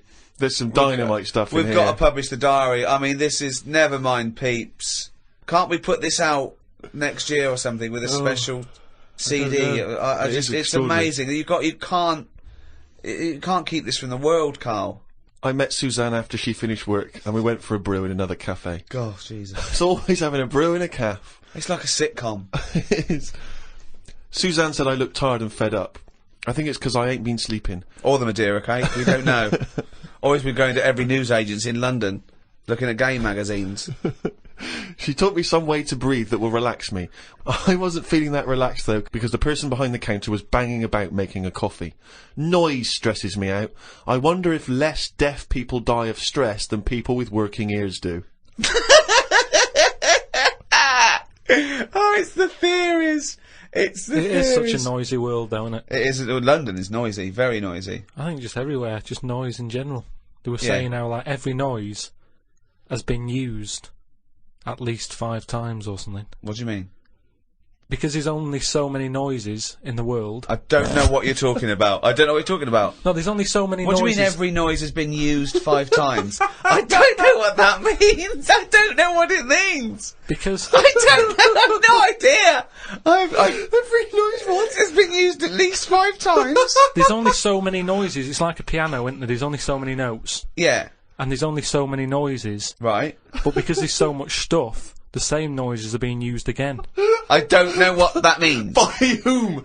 Who's reusing the noise? By whatever. So a woodpecker when it's woodpecking? Yeah. Some birds make noises that would sound like a Ford Escort, just because there's only so many noises that people can use. What is he talking about? Noises are a byproduct. Outside an instrument, noises are a byproduct. A machine, they don't go, watch me make this noise, make this machine. It makes the noise it makes when it's doing something. But why does it make that noise? Why not pick another noise? They don't pick the noise. Who's picking the noise? The printing press makes the noise because it's the sound of the thing going down. Yeah, you so know, a hammer makes that noise because that's what it does. No one's going, oh, can we make this make a different noise? No, it's a byproduct. I know. So there's only so many noises. I don't know what you mean. You said the byproduct is because of something that's happening, right? But it's the physical action, isn't it? And the way that impacts on the surrounding air. That's what how noises are manufactured. It's not a choice. When Stevenson's rocket came, and I went. I went, can you make it go? No. That's the noise it made. I know, but then, say like a new frog comes out. Oh, what do you mean a new frog comes out? They find a new type of frog, right. It makes a noise, and they'll go, yeah, I knew it was going to sound like that. What are you talking about? Because there's only so many noises. No animal comes out and makes like a weird noise, and you go, I've never heard that noise before. They go, oh, that sounds like a chicken, or it sounds like a Ford Escort, or... There's only so many noises. What frog sounds like a Ford Escort? Well, there can't be many, because you've used Ford Escort twice as an analogy here, so you're running out of noises. You've come up with chicken and escort so far. I can't explain But the problem is, a Ford Escort sounds a bit like an Austin Allegro. So I know, yeah, and a chicken, you're ripping off the turkey, you cunt!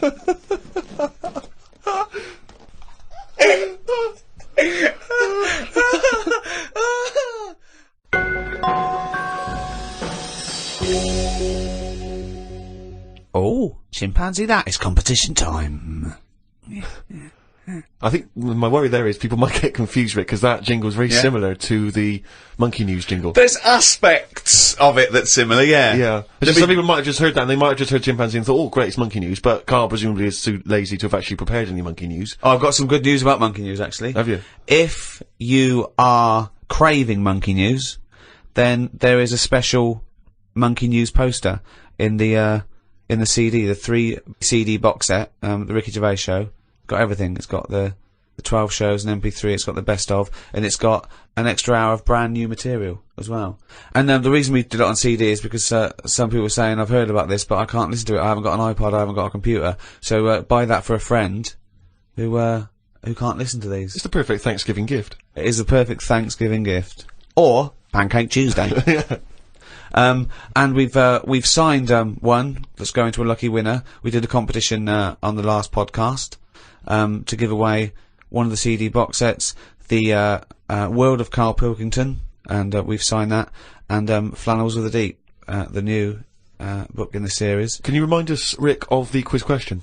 The quiz question was, do you want these? Okay, and what was the correct answer? It was yes. Well, we've had, it's amazing actually how many people didn't realise that was, we had a lot of people saying no, I'm not interested, who are you, why are you bothering me? But, amazingly, Rachel Bolland from, Glasgow has got the correct answer, she said yes. Now then, we need a new question, Rick. Yeah, should we give those away again? Let's give those away again, the same things again, not obviously these, we'll send these to Rachel, different ones. You get, so you get, do you want a signed CD, The World Carl Pilkington and Flanimals of the Deep, okay? Plus, we can also add to that, Rick, the forthcoming extras script book. Ah, not just a script book, Steve. No. It's got some wonderful pictures, but that taken by Rich Hardcastle, of people like Ben Stiller and Sam Jackson and Kate Winslet behind the scenes. In their off-duty moments. And it's brilliant. It's really good. We'll put some pictures up on the website. Go to rickygervais.com and you'll see what you could we'd be winning. Yeah. Yeah? So we've got that perfect collection of stuff, but we need a new quiz question. Okay. Okay, so those prizes, does someone else want them? Does someone else want them? Yeah. Okay. Alright. Well, if you know the answer to that, then get in touch. podcast@rickygervais.com. Good luck, it's a tricky one.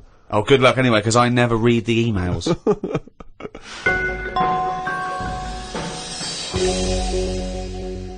Well, that's the end of the second in this series of 3 special podcasts. That was the end of the Thanksgiving edition.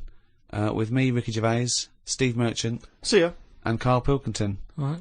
Thank you to Positive Internet, the guys that host this podcast. They're doing a great job. Thanks, guys. Thank you. Happy Thanksgiving. The Ricky Gervais Show on Guardian Unlimited.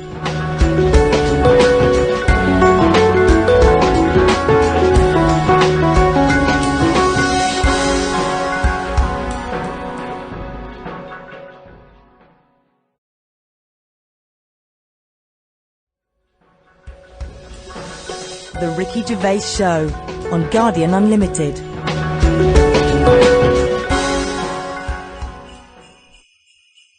Hello, and welcome to our Christmas podcast with me, Ricky Gervais, Stephen Merchant. Hello.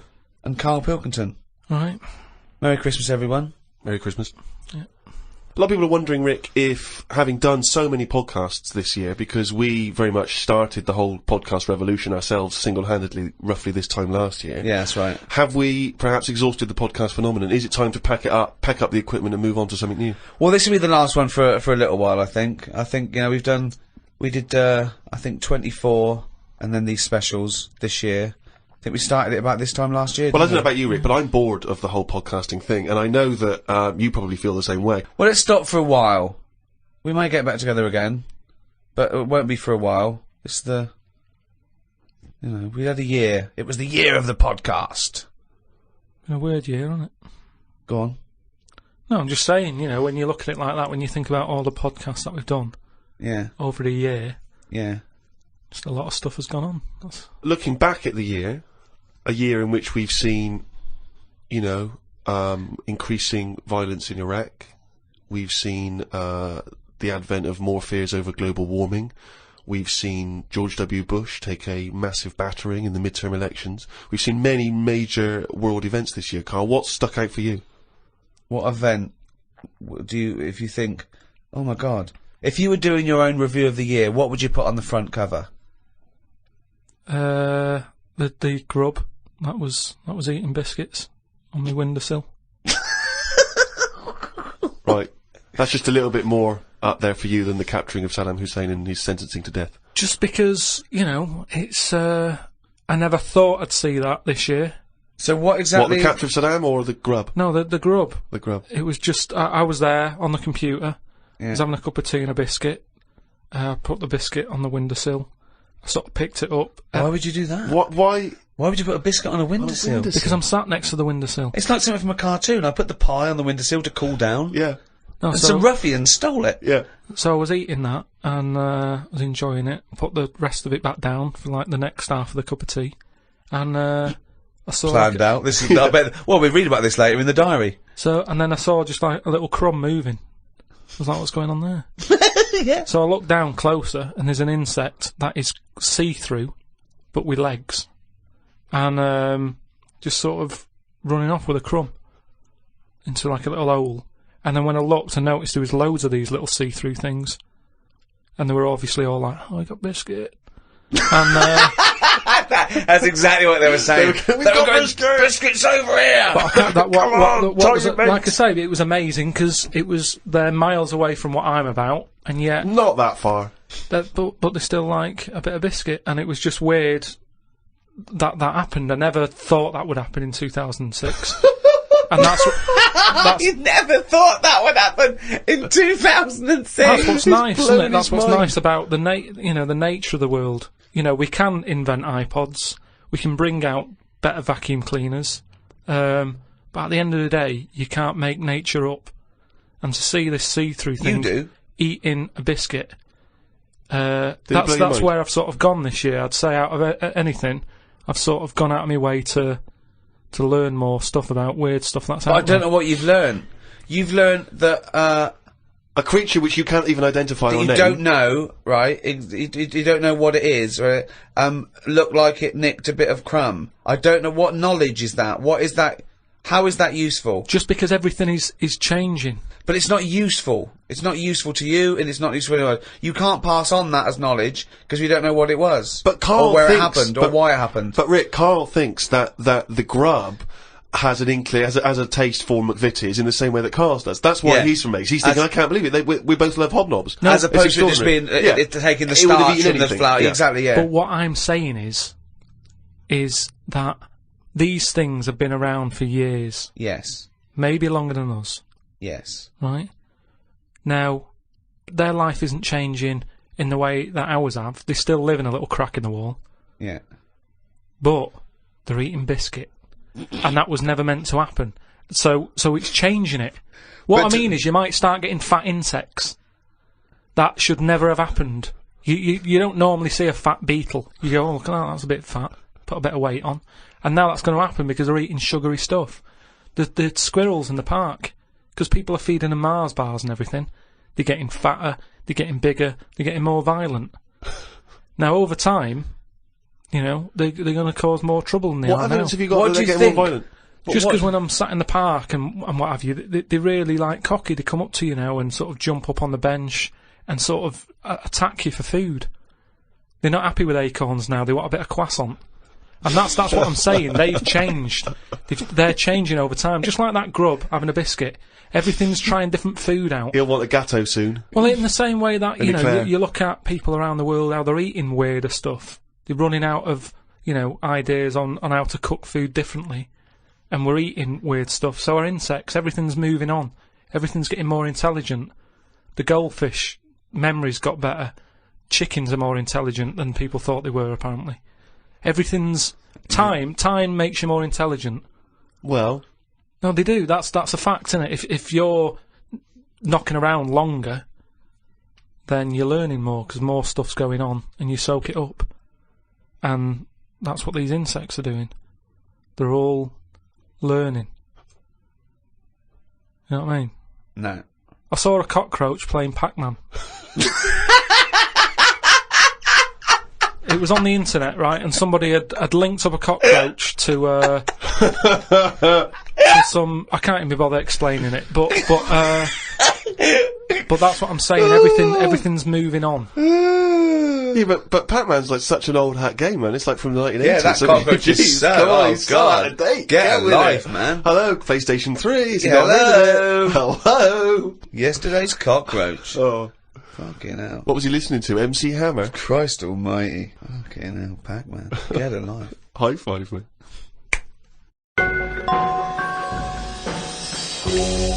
I was in the supermarket recently, just walking past the condoms on the way to the pornography, and I thought, you know, it's worth perhaps, you know, getting a stocking, you know. You get a stocking? No, getting some condoms. What, to put over your head? You're not still doing that, are you? No, I thought it was worth getting some condoms in, you know, it's Christmas party season, and you never know when you're going to run out of balloons. and I was weird, because the condoms in the supermarket are contained in a kind of cage, in a plastic cage, so it makes it all the more embarrassing buying them. because I took them off the thing, and I was trying to open it. So, because I thought that they would, you had to open it. Try it on. Exactly. This, in case it doesn't fit, bring it back. Yeah. Bring it back, yeah. And I was do you do alterations? Yeah, we do, yes. £5. And, so I'm trying to open this thing, and this guy who works there, sort of with his middle-aged guy who works there, goes, you have to take that to the, checkout. So you can't open that yourself. And I was just, because I don't know, I still find it very embarrassing, dealing with any of that sort of, prophylactics and things. The novelty of that is still very embarrassing to me. And, so I just left it. I thought, forget it, I'm not gonna take these to the counter. Because you never know, it's like if you get served by a woman, it's still a bit embarrassing. Particularly if that's all you're buying. Because she knows what you're up to. You're going to fill them up with more and throw them at students. And anyway, the reason I mention this is because it reminded me of the conversation we've all enjoyed in the past, Rick, about when Carl bought for his girlfriend for Christmas. Was it a 2-pack? A 2-pack of what was it? Condoms. Wasn't it about buy one get one free? Yeah. It was a bumper family pack, wasn't it? Not a family, obviously. That'd be weird. Yeah, a family pack of condoms. One for the kids. Enjoy yourselves. So that was a couple of years ago, Carl. The famous condom gate. Have you bucked your ideas up since then? Not really. They were the early days. Do you mean the early days? You'd been going out with her for about 8 years, hadn't you? Yeah, but I just think that as time goes on, you don't sort of buy each other as many presents. Sorry, that was a bumper year, was it? That was a hell of a. She went. Oh, I remember when you used to buy me stuff like condoms. It's gone downhill since then. Well, no, she didn't presents. know she was getting them. What I mean is, there's less. Of course, surprises. she didn't. That's what I mean, though. It was sort of interesting to when I gave them her and said, "There you go, open them." She was not expecting that. And as time goes on... No, she was probably expecting a piece of jewellery or a holiday in Paris. It's more difficult, is what I mean, to surprise someone, innit, over time. No. But the surprise thing is meant to always be a good surprise. Yeah, but don't... If you always get something good... It's like the 3 wise men. What did they get the second year for little baby Jesus? Do you know what I mean? Once he's had that gold, it's like... Oh, I've sort of made it hard work for myself there. I've got to get him something better than that now. So it's best to give him the myrrh. And next year, get in the gold. Step it up a bit or whatever. But don't you understand... Because I don't want to criticise you because you're a lovely man, but having read the diary and read much of this diary, one of the things I notice is the complete lack of romanticism. The number of times Susanna says, book us a lovely meal out, take me out tonight, and you always write like it's a massive chore, like it's a headache for you. Oh no, I've got to spend a romantic night out with my girlfriend. Because it's the same reason I don't like... Christmas and stuff is the expectations. I prefer it. If I want to take Suzanne out, I prefer to meet her at the bus stop and she comes back from work and go, you want to go out? But you don't do that. No, I do now and again. But it's that thing of, oh, we'll go out tonight, I want to leave it to you, book a place, It builds it up too much and it can never live up to it. It's like how you know how like people make a big thing out of, having it away for the first time. And they go, oh, I'm going to do that tonight. Not the way to do anything. You won't get anything done by planning. That's a quote! That's an amazing quote! That'll be up there with Newton and Churchill. You don't get anything done by planning. No, but that's amazing. But you can't just spring it on someone. You have to at least ask her, you up for it tonight? Just see how it goes. That's what I'm saying about Christmas. I might not be in the mood for it on December 25th. For Christmas, having turkey and everything. That's what I mean. About, in the last podcast, stuff coming round every year. Don't plan it. If you fancy a Christmas, have it. If you don't, just carry on. It'd be nice to live in a world like that. They say, it's a world of freedom or something now. It isn't. No, I don't know what that means. I don't know who says you just that. make up things they say. They say, like, today's world is a free world or something. Someone said something along them lines when it isn't. Everyone's still being told what to do, when to do it. Christmas is a big thing, isn't it, that we all have to go through. And it's stressful. It's not a happy time. You're such a miserable sod. You really are. No, but Christmas is it's a big upheaval. It is out of all of those special days that go on, Christmas is the one But that's... what are you doing with your time? It's the question we return to again and again. No, but We read it. why- You're visiting your parents. You're hiring a car. You're going down the calf. It's not like you're taking your work away. You're doing some important neuroscience work, and we've had to take you away from that for 3 days. No, but what You're not doing anything of any value, Carl. But what I might want to do, but I can't because the shops are shut because they want to go off and celebrate Christmas. You know, it's an upheaval. Easter's all right. It comes and goes. Do you want an egg? Not really. Don't have one then. You're not forced an egg. You're not forced an egg. I like Easter, and everyone can afford an egg. There's no one being left out. Whereas Christmas, everyone goes back to the family and they have a big meal and all that. And there's a lot of poor people out there who can't do that. So it's more of a, if you're going to talk about religion and the religious sort of occasions, Easter's one that I'd keep. If you plan everything, you probably won't do it in the end. Whereas... Again, that as a soundbite is gobbledygook, isn't it? No, what I mean is, say holidays, when you know they're coming, you never enjoy them as much as one when it's surprised on you. Who surprises someone with a holiday unless you win it on a game show? How can you go, bloody hell, I'm on holiday? Suzanne did it with me. She sorted it all out and booked me time off work without me knowing. Oh, that's a lovely romantic gift. Yeah, and I went along with it and we had a great little holiday. Yeah, so maybe you should do something like that for her. No, she wouldn't like it as much, and I won't pick the right place, and I know she won't like it. You're one of these people that washes up badly, so you'll never be asked again, aren't you? No, that's my job. That's the only job I do. Yeah, well, it was a... but to be honest, that's doing me head in at the moment, because I've outgrown the sink. He talks about himself like a crab. Oh, God. Gotta get a new sink for Carl. Why? He's outgrown it. No, he's 33 now and his knees around his head. Oh, he can't bath in that anymore. No, just my back's been playing up a bit, and I think it's because of the height of the sink. But hold on, you haven't grown. I think I have. Well, you haven't. No, you haven't grown at 33. Well, it's definitely something. It's just not very good. Subsidence?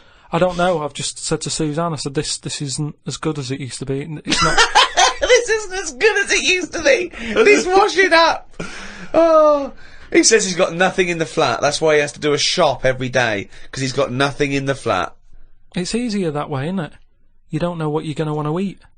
But that's why you get you don't have a different meal every day of the year, do you? You rotate maybe a dozen meals, don't you?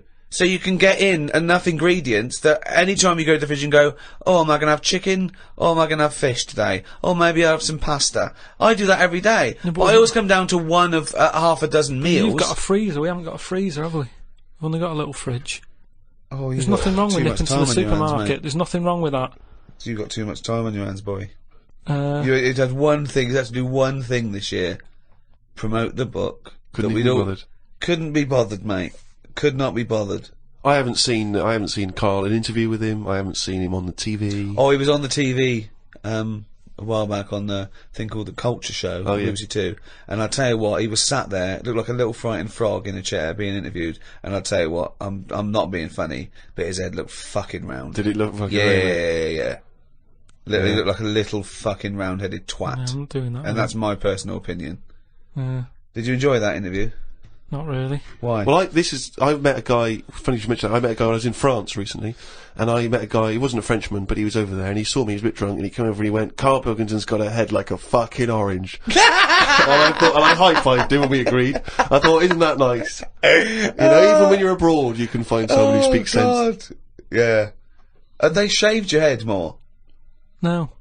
It's just they sort of greased it up a bit just to get a bit more reflection off it? No, they put a lot of makeup on it. They said, do you want any makeup? And I said, not really. And that's when I was at the back where they could have done it. And then I went and sat in the chair and there's like a live audience there. And the woman goes, no, I best do some colouring in. And it was she gave you a book to colour in? People. No, she started colouring my head in. And she was had some brown powder. She's doing my head, doing the top of it and stuff. And I was going, isn't that enough now? And everyone's looking and sort of laughing to themselves that I'm having my head coloured in. Sure, she was doodling on the top. She took longer than anyone else who she was doing. I watched other people who were on. Well, she's got more flesh to do. When you do usually powder someone, it stops at the forehead. You just have to go round to the fucking back. Yeah, but the camera wasn't at the back of my head. She just kept going. No, and but going. the shine for the cameras that would get in people's eyes. They've got to be careful. Health and safety. The light will bounce off into the eyes of the audience. Blind them. Yeah, well, I wasn't happy with that anyway.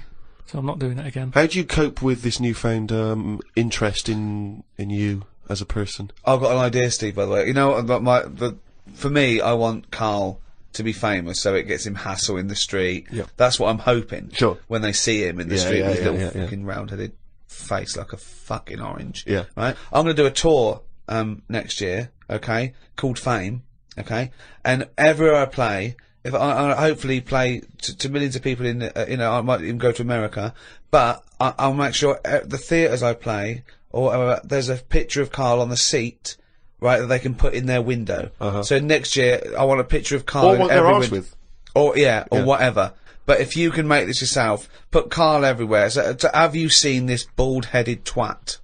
Please make up the posters. Just send emails to friends. Absolutely. I want to see pictures, if you own a shop, but a big picture of him. If you just, even if you're, your own home, your own flat, get it everywhere. Have you seen this bald-headed twat? This is Carl Pilkington. He's got a head like a fucking orange. Get it everywhere. I want to see the world papered with Carl's round head. Happy New Year.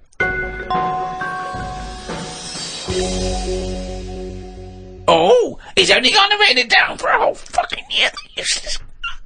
That, of course, signifies another reading from Carl's diary. This is the last one of both 2006 and on any podcast for a while. Let's make the most of it. Let's enjoy some of the wisdom. I also Carl think it's the Pilkington. last time ever he will make an entry in this diary, because you're not going to keep another one, are you? I don't know yet. I might just get a smaller one. But I've found that since keeping a diary, I've gone out of my way to do more stuff. Well, you say that, but Well, let's find out. Let's find out if that's true. No, I have. I read a bit in the news about people being injured while trying to cut open avocados. It's a food that ain't worth injuring yourself for.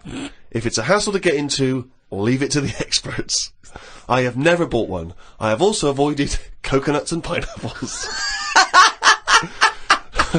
The amount of hassle to get into these things outweighs the joys they give. Yeah. It's the same reason I never bought a pair of Dr. Martin boots.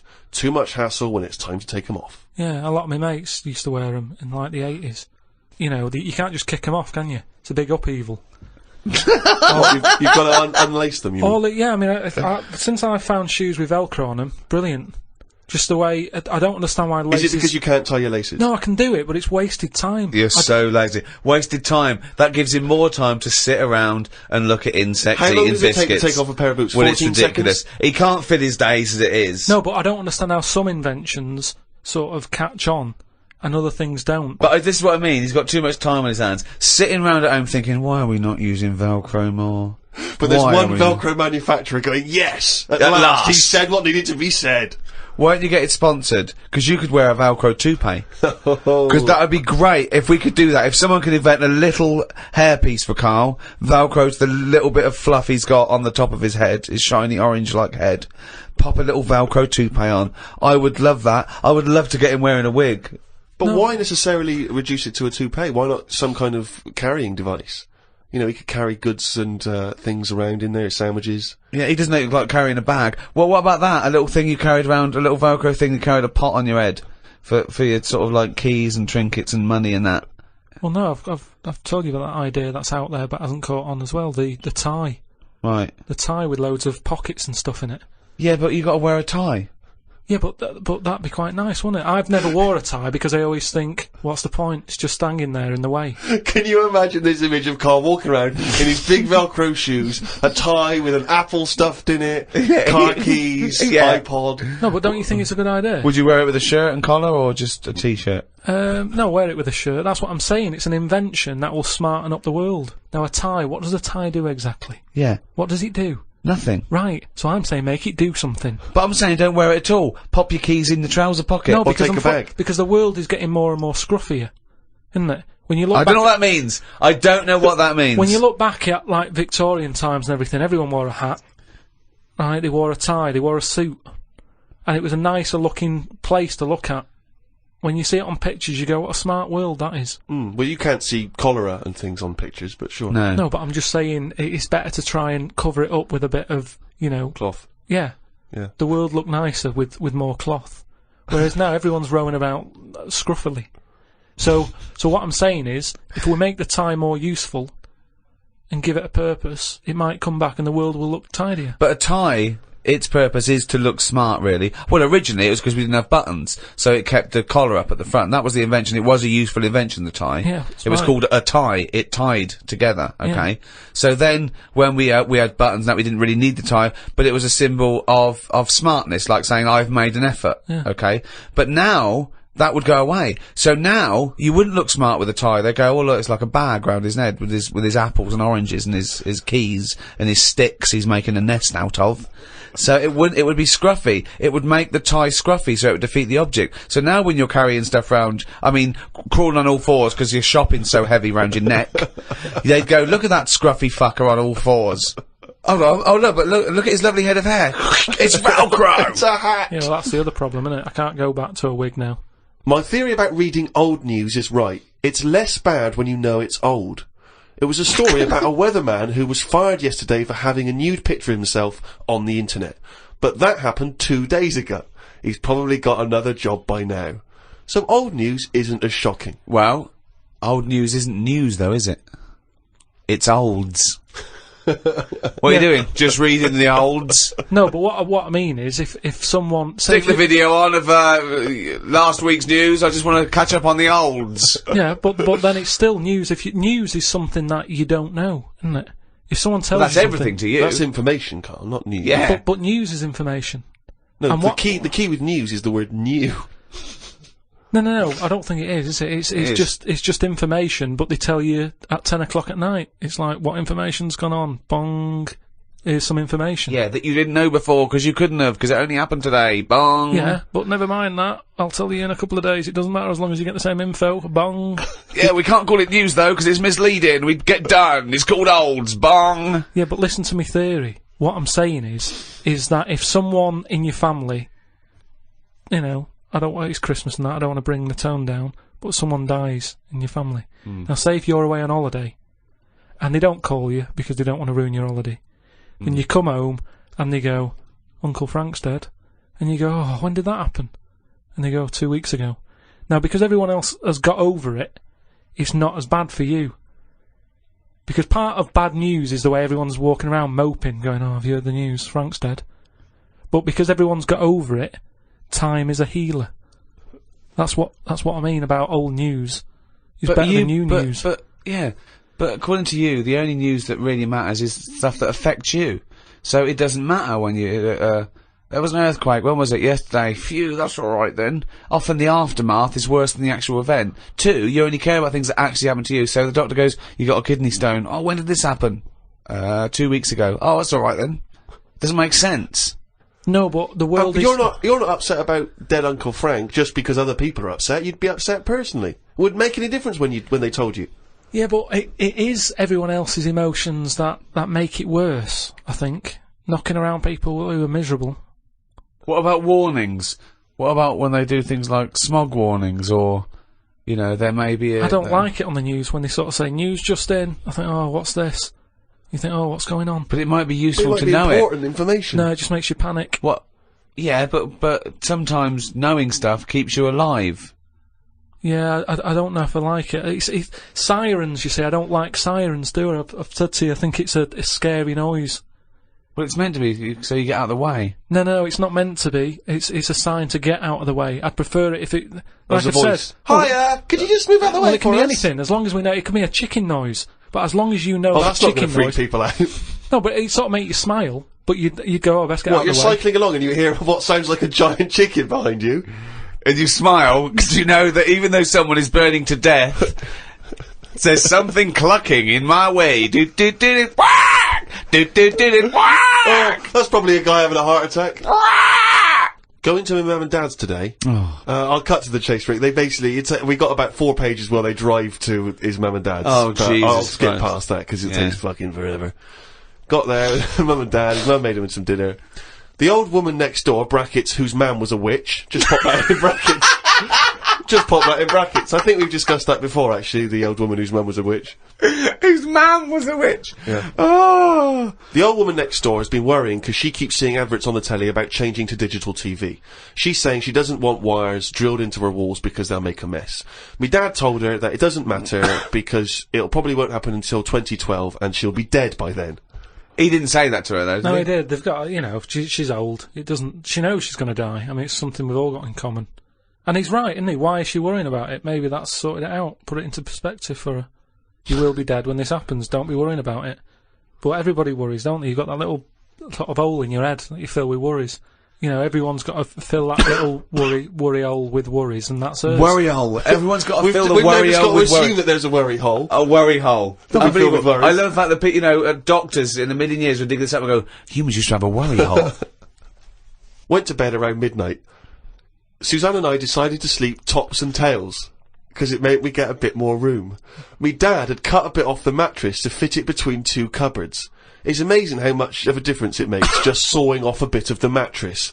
You sort of roll to the edge, but the weight of the blankets keeps you in. This is like something from a Roald Dahl book. No, it's just, you know, you think anything, you can sort of trim anything, can't you? And it normally works. But with a mattress, I mean, he only took off, I don't know how long that is, but he's sawn off about that much on the mattress and then has stapled it back together again. Amazing. And it just makes so much difference. Of course it does, because a mattress is a very carefully designed object. Yeah, you wouldn't think so, though, would you?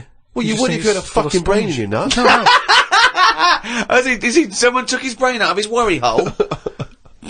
Oh, God. He sawed a mattress in half. So we decided to sleep tops and tails. It just gets stranger. So strange. Why? he did it to make the room nicer with the cupboards on either side.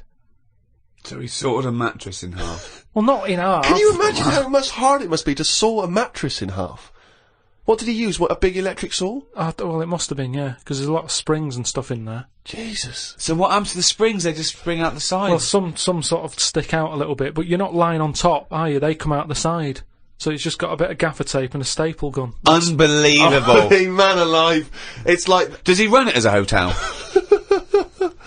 That's unbelievable. There are squats with better bedding arrangements. Well, we've had a bit of a bad thing in our house about mattresses and that, because when we first bought our first flat in Salford, you know what it's like when you buy somewhere, you sort of, you haven't got any money, have you, to buy extra stuff that you need.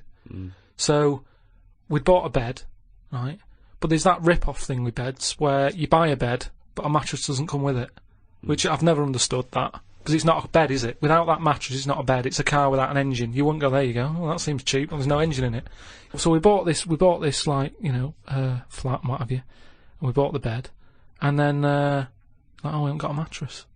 So my dad got one from Uncle Alf.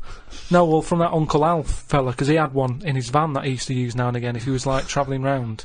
He'd just keep in the back on this mattress. Amazing. A bloke who drove around in a van with a mattress in the back. So How Uncle terrifying. Alf. So Uncle Alf, right? Well, tell me about Uncle Alf. Well, you know about him, he's the one who slept in a dinghy. He's the one who... Because his mattress was in his car. Yeah, why didn't he go, oh, well, Alf, where's the bed? Left it in the car again. Oh, blow up the dinghy. Blow up the dinghy. I'm not going to go out and get it. Not at this time of night. So anyway, my dad got me his mattress, and it just stunk of diesel.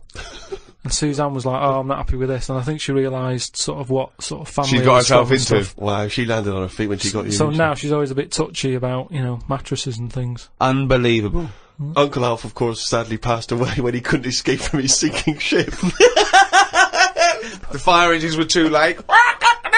No one got out of the way because they were laughing so much. The mad woman next door saw me and said, "Hello, Clive. You live in a nursery rhyme. The old man down the road, the old woman next door whose mum's a witch, Uncle Alf who lives in a dinghy." This is like not a real place. It's like fucking Narnia. It's a children's TV programme. Unbelievable. Oh, God. Oh, just all of them there on this broken mattress trying to find the golden ticket. Oh, God. Oh, God. The old fella down the road talked to my dad a bit.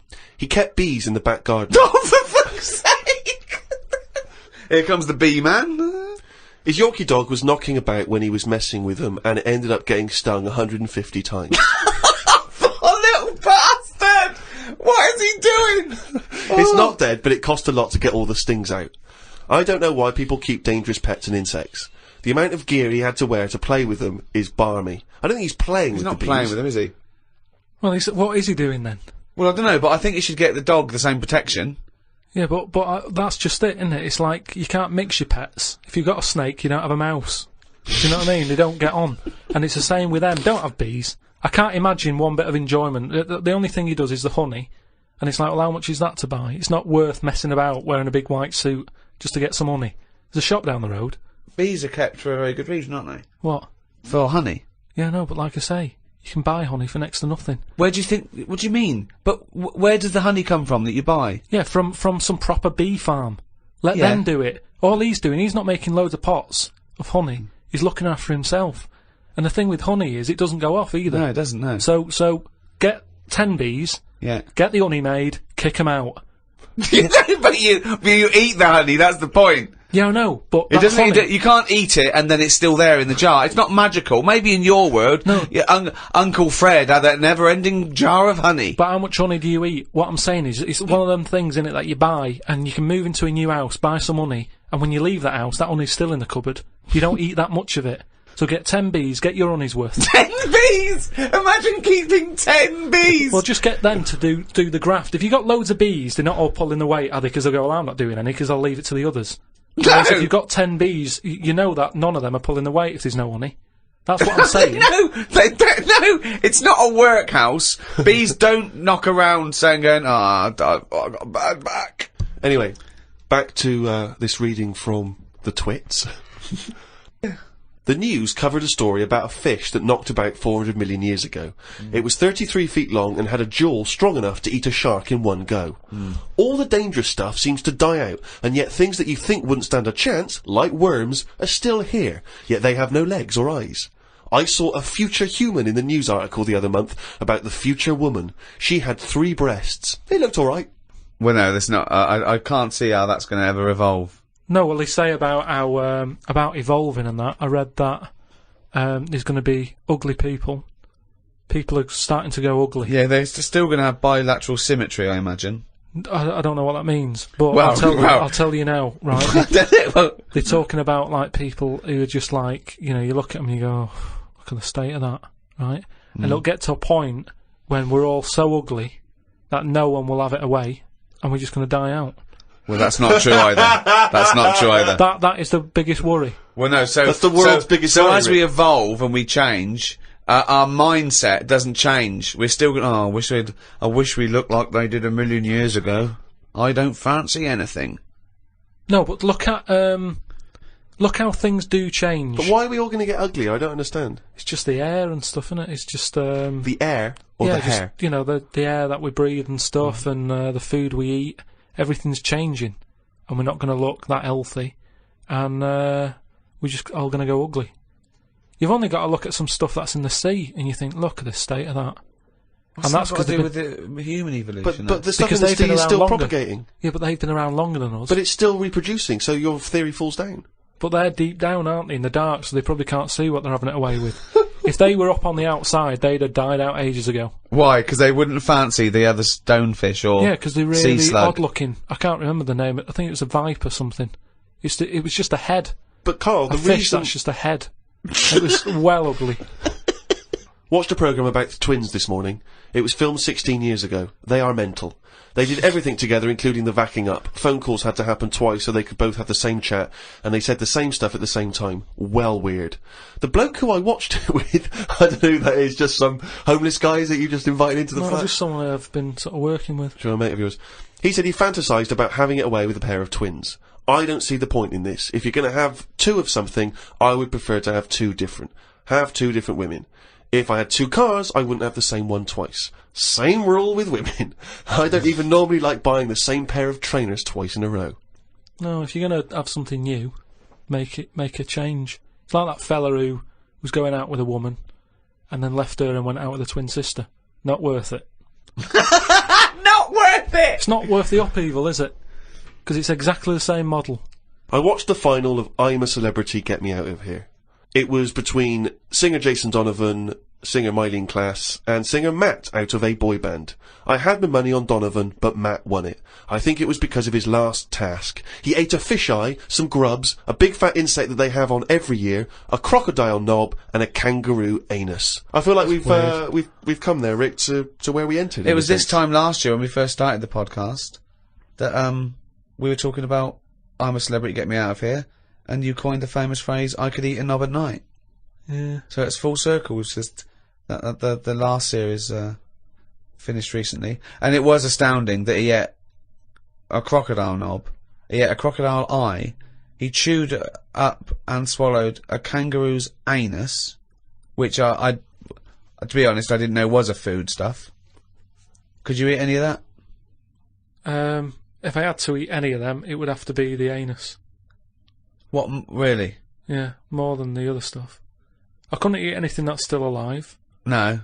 I agree. I couldn't eat any of that. I don't know under what circumstances I'd have to go, right, that's it now, we're not going to survive, the ship isn't coming, there is nothing on this island I can eat, give me the crocodile's penis. So it wouldn't bother me. I could eat anything. I could do almost all of the challenges on that programme, but I couldn't cope in the camp. I couldn't cope with the lack of food and the uncomfortable bed. That's all that would do my head, and I'd drive people spare, whinging and complaining. I couldn't cope with any aspect of it except the physical challenges. I couldn't cope with sleeping with people snoring, the things crawling over you. I'm not so squeamish about that, like snakes and things, that's alright. But the eating is ridiculous. It's out of the question to eat a worm or a grub. It doesn't concern me. I don't know why I don't see really what the difference in it. The texture's probably the same as lots of other things. What would hunger do to you, though, do you think? Would you think I would change? Do you think, if it really was a choice, if someone said, and I knew I would die if I didn't eat worms... I think you would, yes. I think you'd complain and you'd whinge for a while, and you'd try and put it off, and you'd hope a ship would turn up. But when it didn't, you'd start chowing down on a bit of crocodile anus.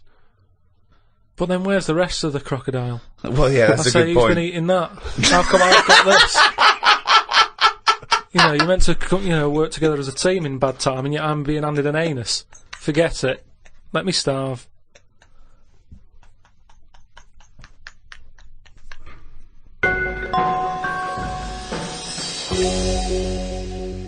Well, thanks for listening. That was the Christmas podcast.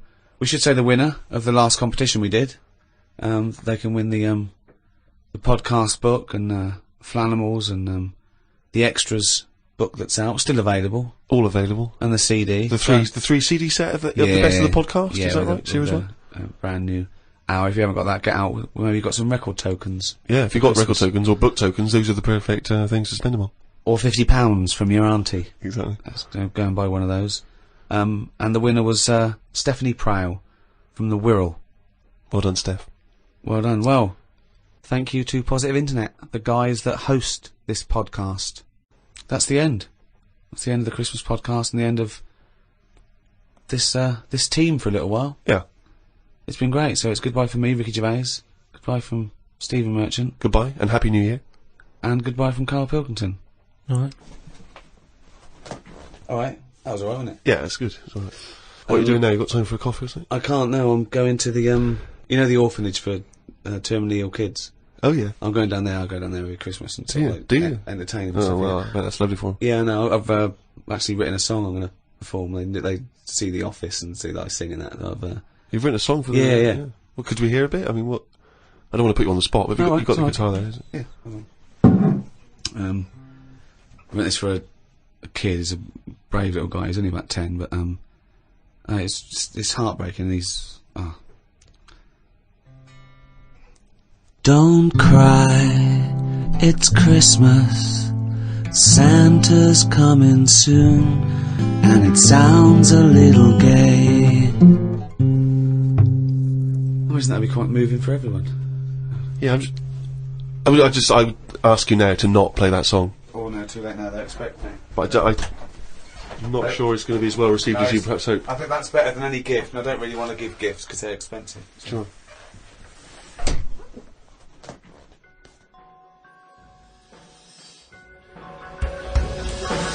The Ricky Gervais Show on Guardian Unlimited.